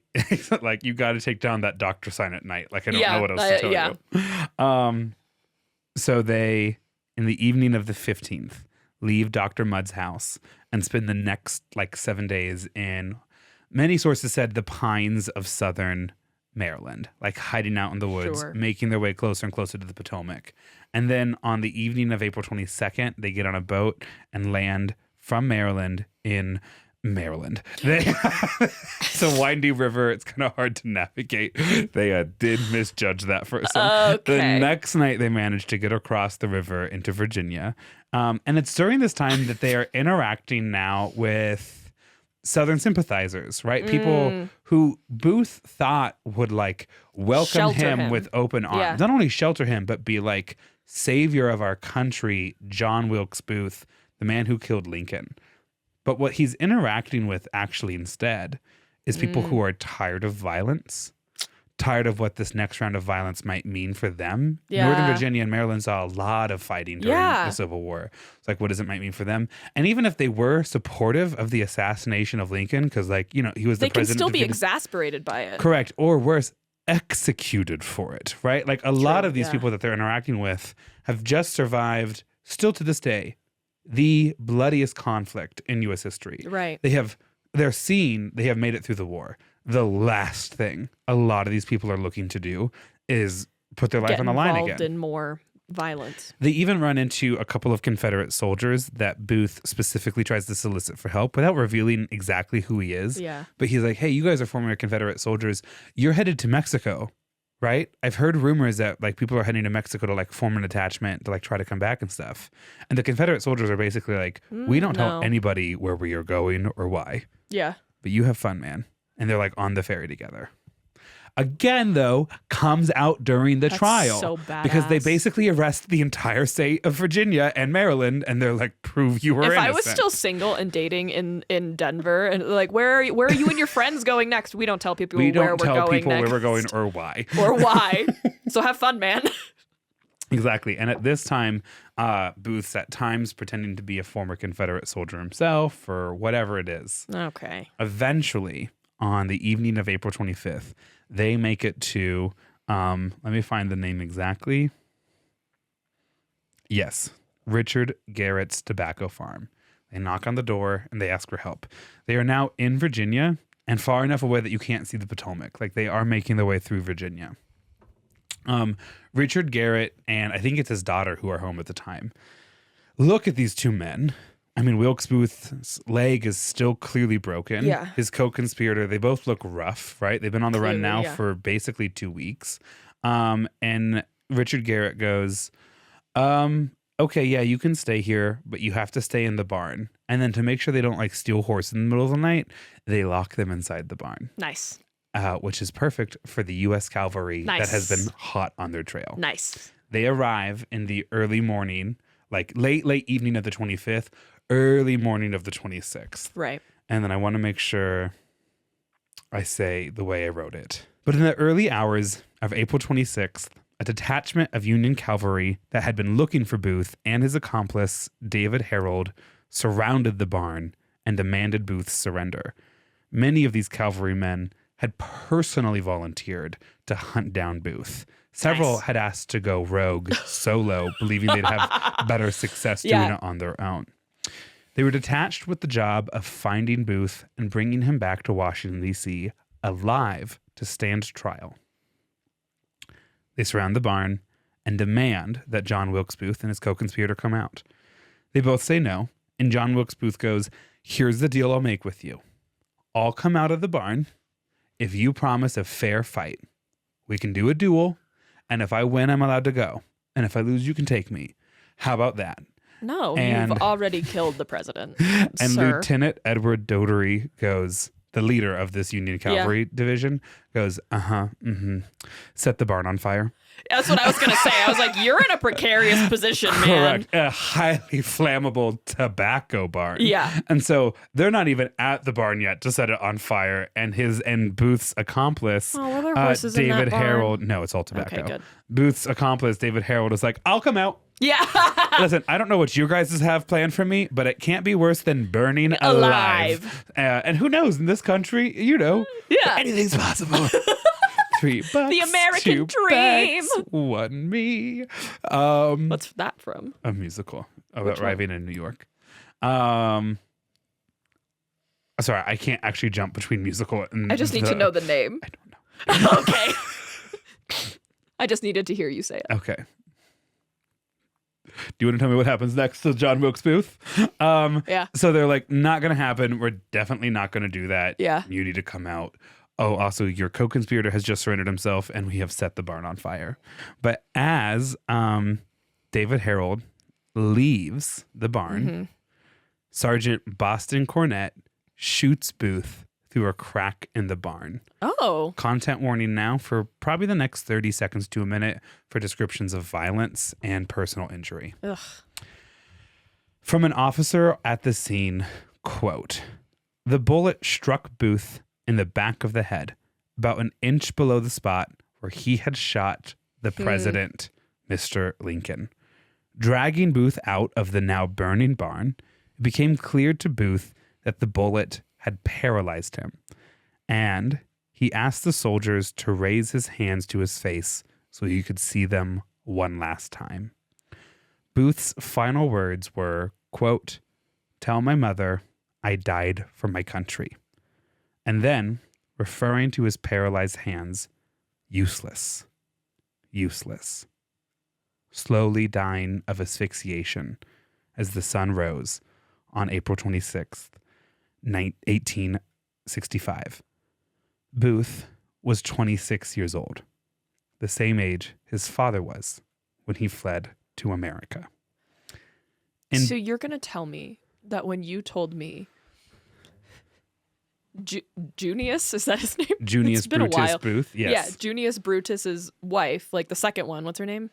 Marianne. I get confused because the other one's Maria, right? Or something? Okay, Mary Ann.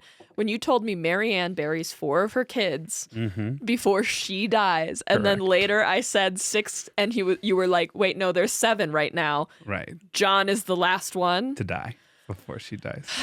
And Maia, you listen, and no one ever says you listen and you listen. I don't need to brag about the fact that I listen, Grant. Right, because I'm here to brag for you.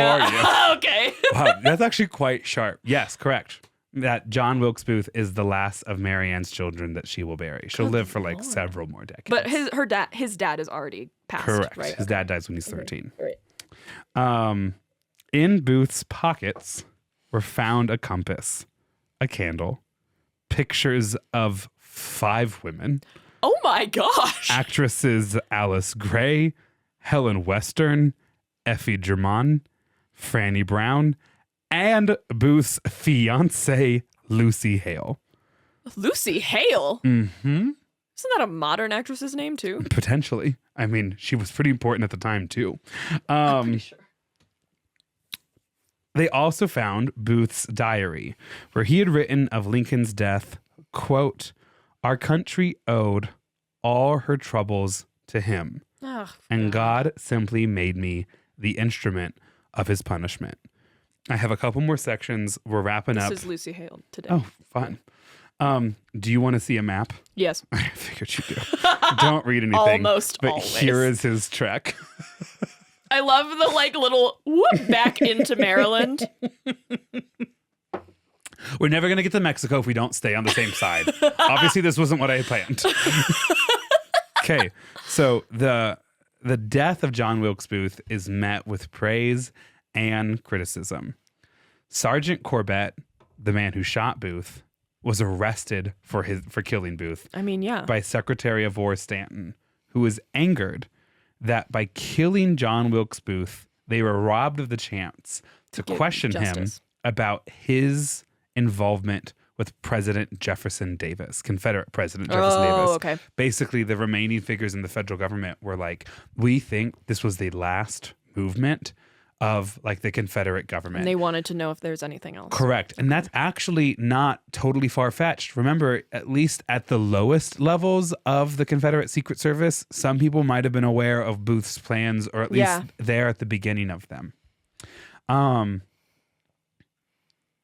Dougherty, the lieutenant in charge of the expedition, stood up for Boston Corbett, insisting that he was a brave soldier who had volunteered to try to capture Booth by himself, but who had been forced to shoot him when the actor came towards the soldiers with a gun.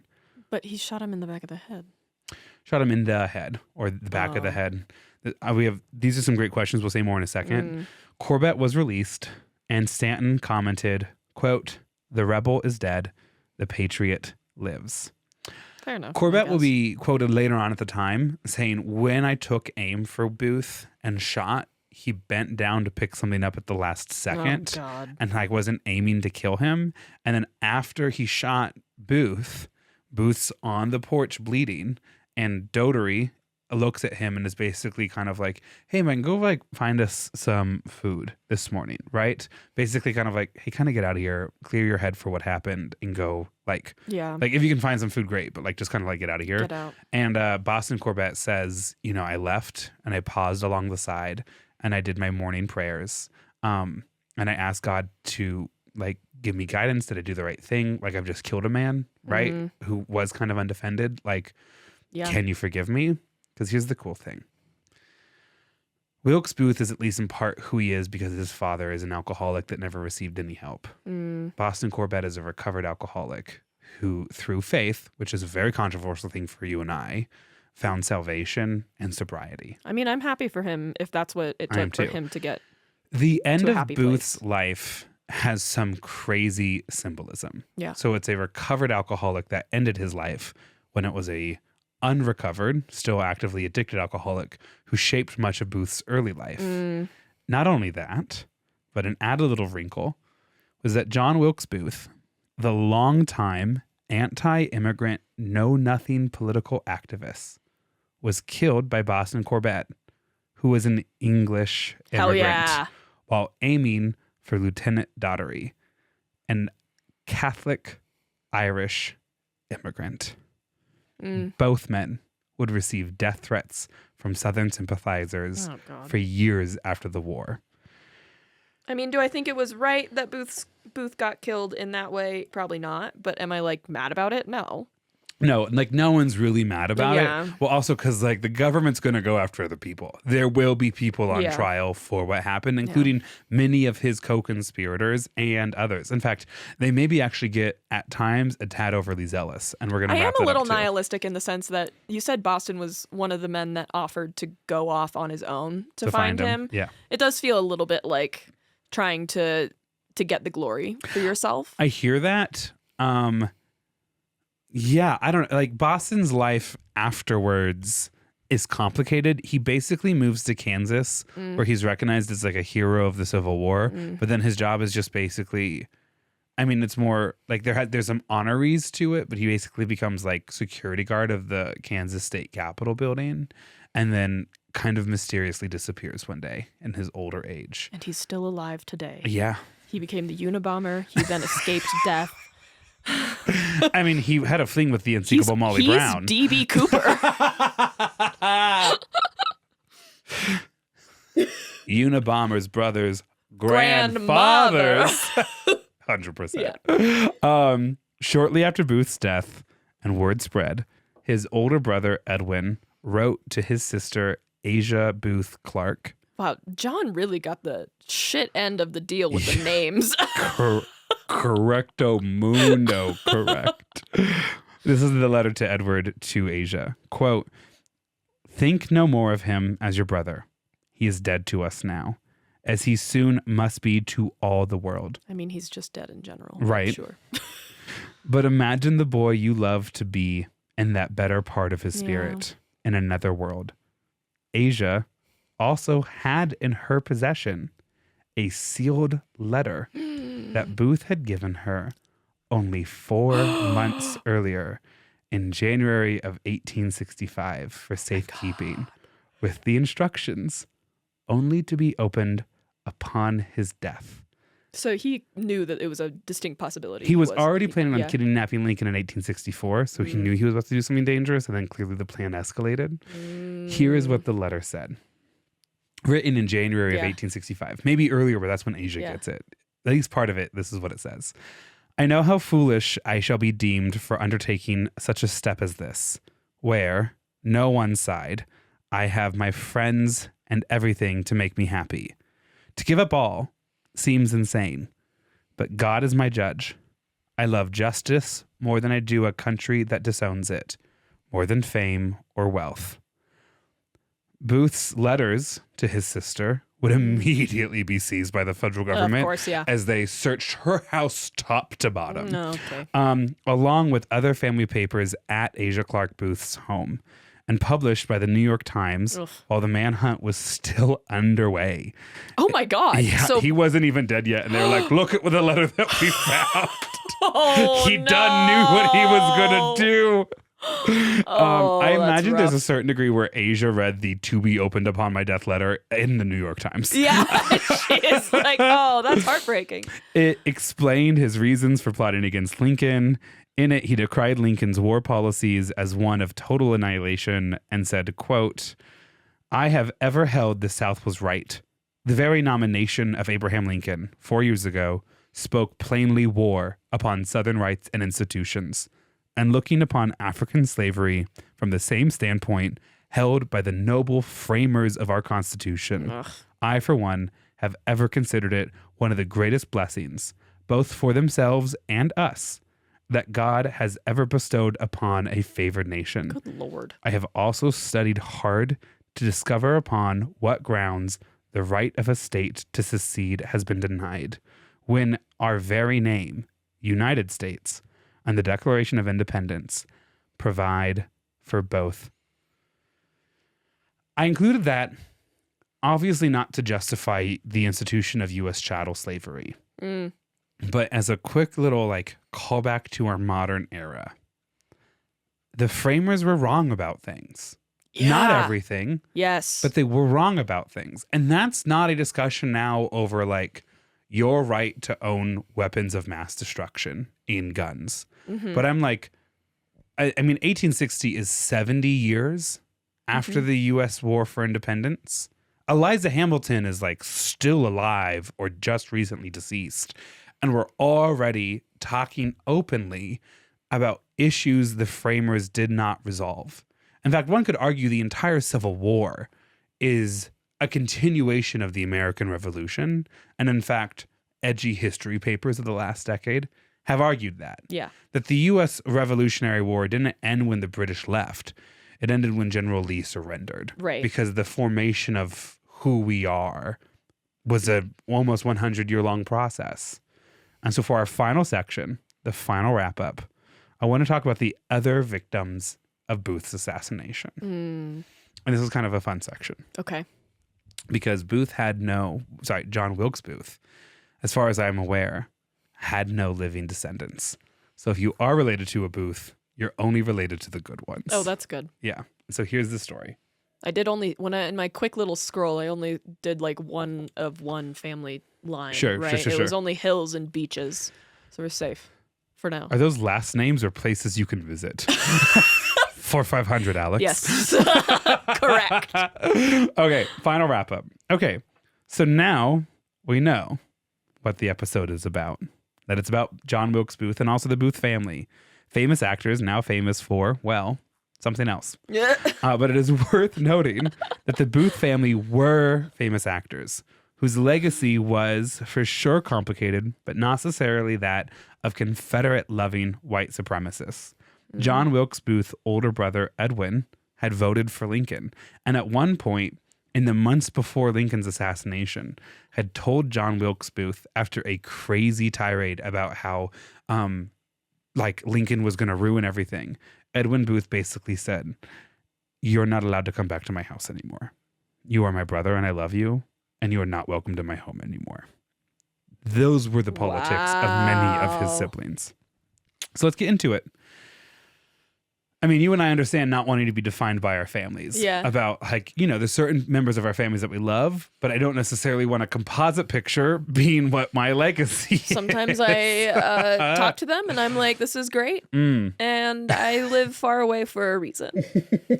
Not all of them. Most of them I do love dearly. But Sure. some of them I'm like. I think it's a universal message for all of us. Yeah. None of us wants to be related to everyone we are legally or blood-wise Also, related I to. don't even know most of them in Japan, so I really can't say that I love or dislike any of them. Right. So the first person who is a victim of John Wilkes Booth is his father, Junius Brutus Booth, whose legacy immediately is erased, overshadowed. And it takes legitimately centuries to kind of unearth and reappreciate.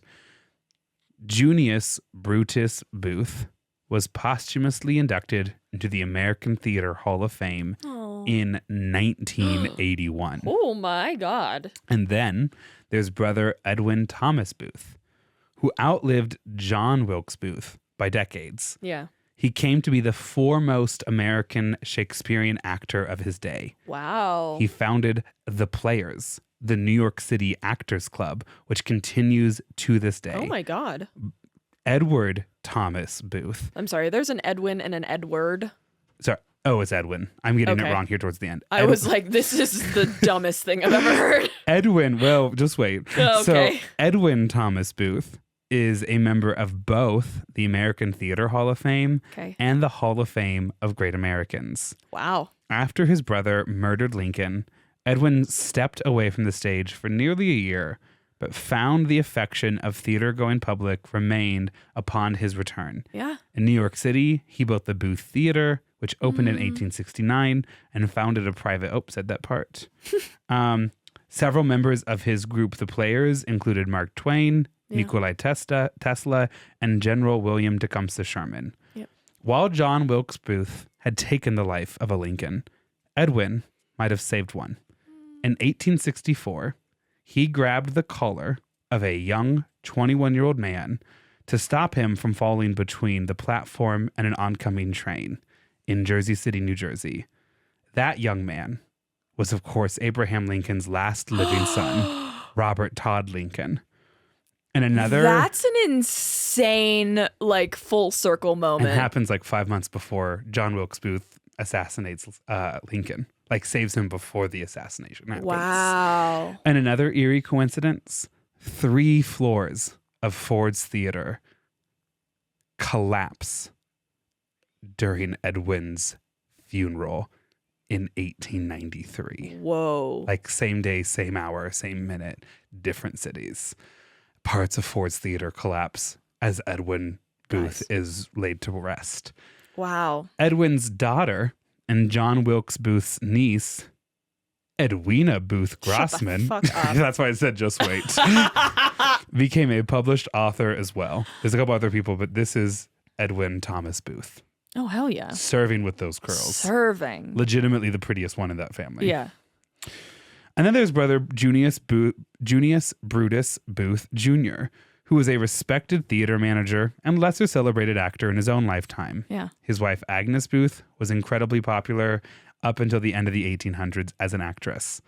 Although he'd been on stage in Cincinnati on the night of Lincoln's assassination, Junius spent several weeks jailed in Washington's old Capitol prison with other suspected conspirators. Oh, the eldest Booth brother confessed that, quote, he wished John had been killed before the assassination for the sake of the family name.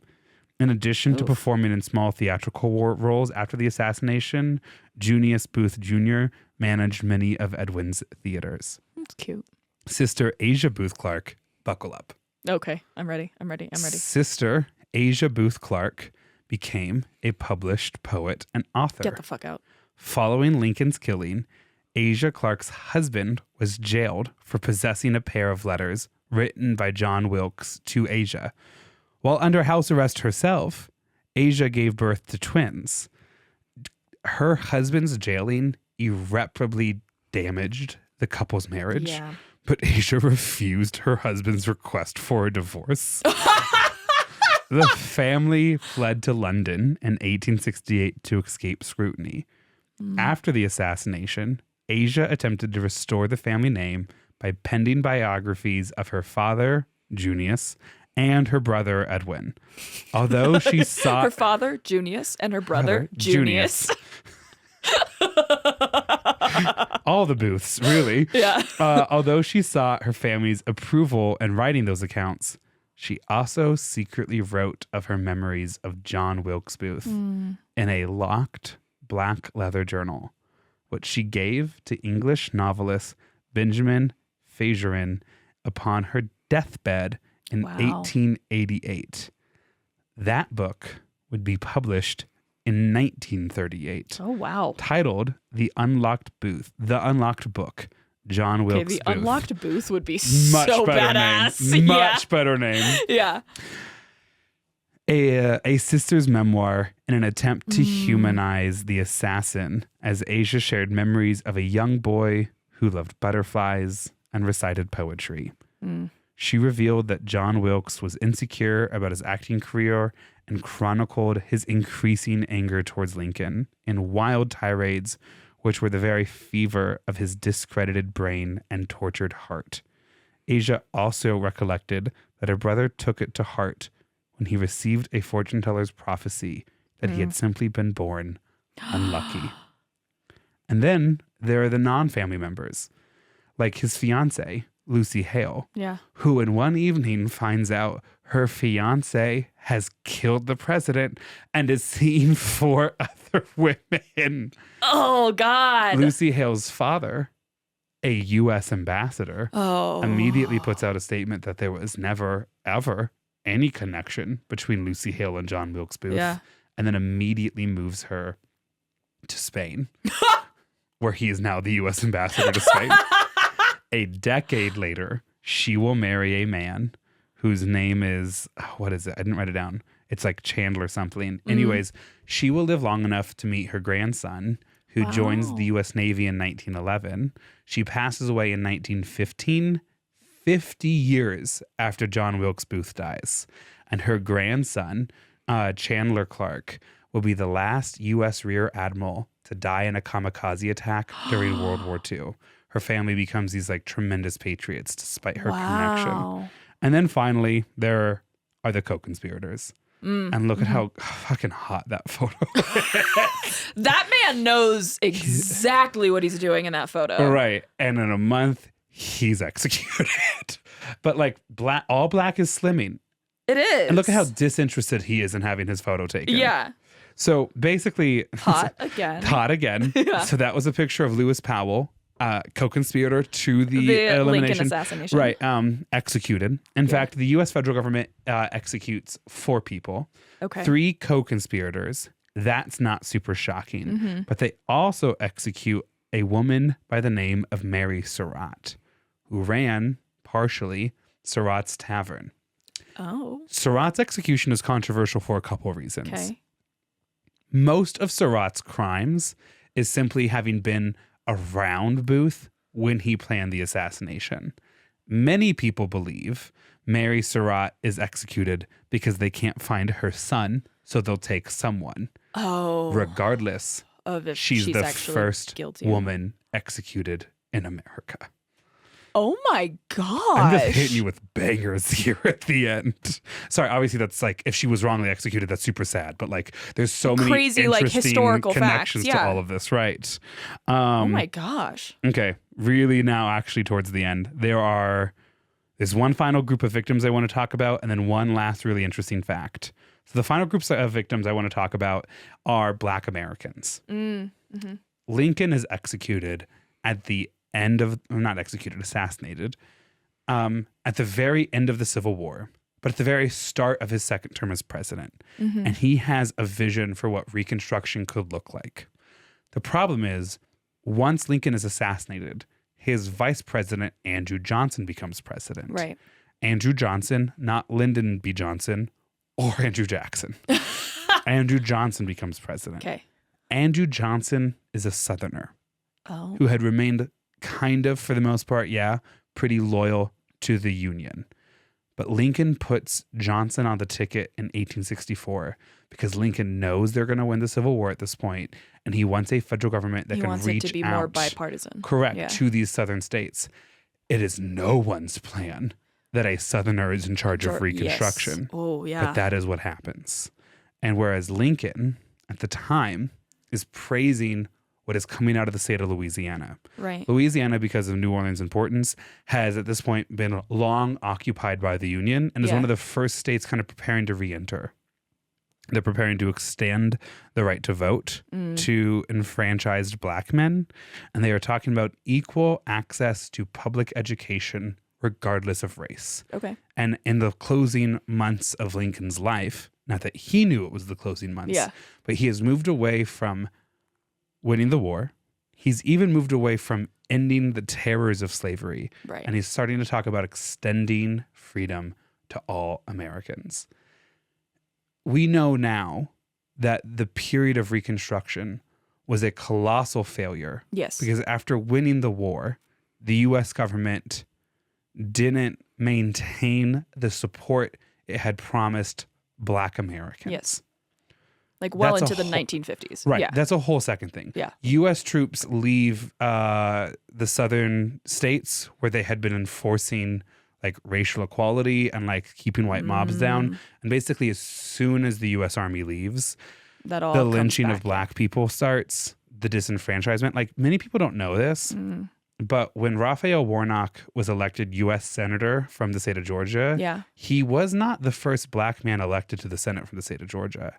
He was the first black man since Reconstruction, because for about 2 to 4 years in these southern states, many white men in the South had died in the war. Many black people who obviously weren't put into battles had lived. Black people formed a majority in southern states and elected black governors, black senators, black state legislatures, and all of that ends in a reign of terror when the U.S. Army leaves. And why does the U.S. Army leave? Well, one, Andrew Johnson weakens Reconstruction. And then you have a period of where Ulysses S. Grant is in charge. Right. And then after he's gone, I believe it's Rutherford B. Hayes, but I could be wrong. Essentially, like a compromise is struck between Republicans and Democrats. A Southern president gets put into the office. He immediately pulls out U.S. Federal troop occupation. White violence immediately disenfranchises black people. And you have almost 80, 90 years of domestic terrorism against black people in what we now understand as the Jim Crow era. Yeah. John Wilkes Booth isn't able to change the trajectory of the war, but he is able to change the trajectory of the peace. And that's a much more complicated legacy. And unfortunately, one John Wilkes Booth would probably have been proud of. Ugh. And so you I wanted to think name that before I tell you the last thing. Go ahead. Lincoln had, how many years did he have left in his term?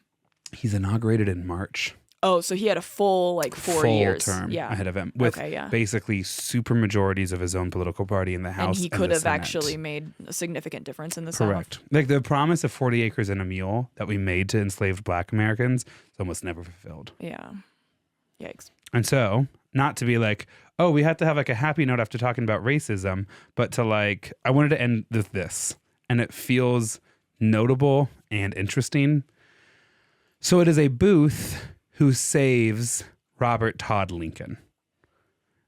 A couple months later, that man's brother, John Wilkes Booth, assassinates Todd's father, Lincoln. And Robert Todd Lincoln is next to his father on his deathbed as he passes away. 16 years after his father's death, Robert Todd Lincoln was serving as President James Garfield's Secretary of War when he witnessed Charles Guiteau fire 2 shots that mortally wounded the chief executive in a Washington, D.C. train station. Oh my gosh. And then, on September 6th, 1901, Lincoln arrived in Buffalo, New York to attend the Pan American Exposition at the invitation of William McKinley, only to learn that the president had just been shot. Lincoln visited McKinley's bedside several times before the president ultimately succumbed to his wounds. Oh my God. Robert Todd Lincoln met 3 presidents after they had been shot. The only president to, I actually don't know if this is controversial. The only presidents Robert Todd Lincoln met that had been assassinated that he hadn't met were John F. Kennedy and, if you count it, Donald Trump. Which I don't.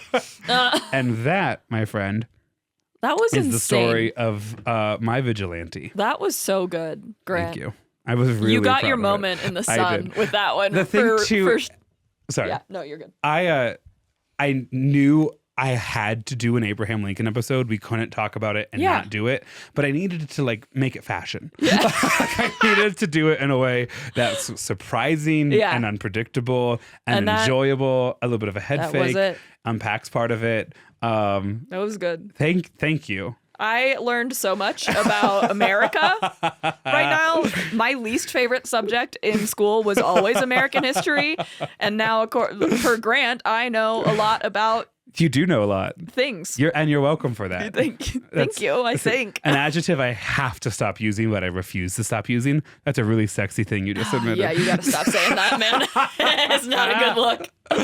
Yeah, thank you for the opportunity. I was planning on doing something else entirely, and then I think I was like on one of my hot girl walks. Yeah. When I was like, oh my God, I have to do John Wilkes Booth.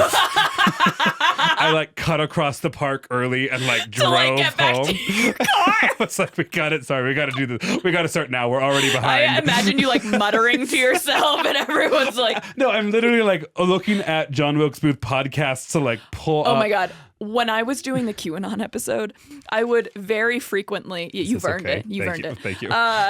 He's taking some of the candy. Oh shit! I dropped it. when I was doing the QAnon episode, I would often like listen to podcasts because I'd listen to a ton of podcasts on it and take notes as I was listening to podcasts, oftentimes while on walk. So I was walking around like the lake near me doing like voice notes because that was the easiest As a thing. person who has walked around that night too, no. Yeah. I love you, but no. I was doing voice flags. notes. Luckily, I had like an AirPod in, so I didn't have to like fully like into the. But I'm like walking both dogs, saying like an adrenochrome period, fountain of youth ? Anti-Semitic. Follow up on North Carolina cult Trump beautiful women. Yeah. Hey, how's it going? I would have to wait until certain people passed me because I was like, I can't have anyone like overhearing. I would like clock if they had headphones in or not. So I would There's make like sure that a they're young not couple listening. with a stroller, and you're like, hey, how's it going? Eating children fountain of youth safe. Hillary Clinton Pizzagate. I was like, good Lord, I'm ruining everyone's day. No, you get it though. And like you're in it and you're like, I gotta get all these notes down. Yeah. Yeah. There's one time I went on like an hour-long walk and I was like, I got home and I was like, holy shit, where have I been? It was like that thing where you're like How'd I get here? Yes. You're like driving and you're like, oh my God, I really should pay more attention while I'm driving. It was like that kind of thing. See, when that happens to me on walks, I get this crazy fear that I walked past people I knew and just completely ignored because of how deeply maladaptive daydreaming I was. See, I have that same thought. It's not by any means a fear though. I love it. I'm just like, good. If they wanted to talk to me, they'll reach out. I need you to know something. I practiced my delivery of, and the third piece of evidence is that I practiced that with 3 different speech I was kids about today. to be so fucking mad at you if you just that. made up some like absolute bullshit about how this is Vigilante Vengeance. I was about to like fire you from the podcast. And the fact that I've already done a bullshit version of that, where I was like, and the real history of mystery is that why is she a mystery to history? Why is she a mystery? And you were like, boo, I hate you. You just wanted to talk about this person. And I was like, yes, correct. I did. And this one, I was like, oh, we got him. Oh, boy, we got him. It's like, Grant, the story is great, but there is no vigilante, and Or nor even is really there vengeance. vengeance. You were like, because you were like rooting for like the ex-wife to come in and like really mess things up. And instead, she just like lives in Baltimore for 3 years and then gets a leaves. respectful divorce, which grants him what he wants, which is to marry Mary Ann. Yeah. Your way to be like, when you told me that 3 of the children had died, but like she would bury 4, but there was still 7. I was like, you listen. And then I was like, oh, right. His final words were, tell mother. And there was a moment when I was like, oh, wait, sorry, that actually is really topical right now. Also, I do listen to like a lot of true crime, so. Well, that You just was always really have like the death toll in the back of your head. Being like, okay, we where's the have final 3 victim? dead, and there has to be a 4th one somewhere. So what's going on? Yeah. Well, thank you for that opportunity. I This really was did. good. I really did enjoy it. It was a lot of fun. Yeah. Okay. Are you ready to record a Patreon? I think so. We should maybe do the speech first, though. Yeah. Great. If you enjoyed this, you can find us on social media where we are Well I Laughed Podcast. If you would like to send in a listener story for us to read during our listener episodes, because turns out this wasn't a 2-parter. I wasn't sure if it was going to be or not. You can email us those stories at wellilaughdpod@gmail.com. And if you're looking for additional content, including our latest series of Cooking Time with Thomas and Maia episodes...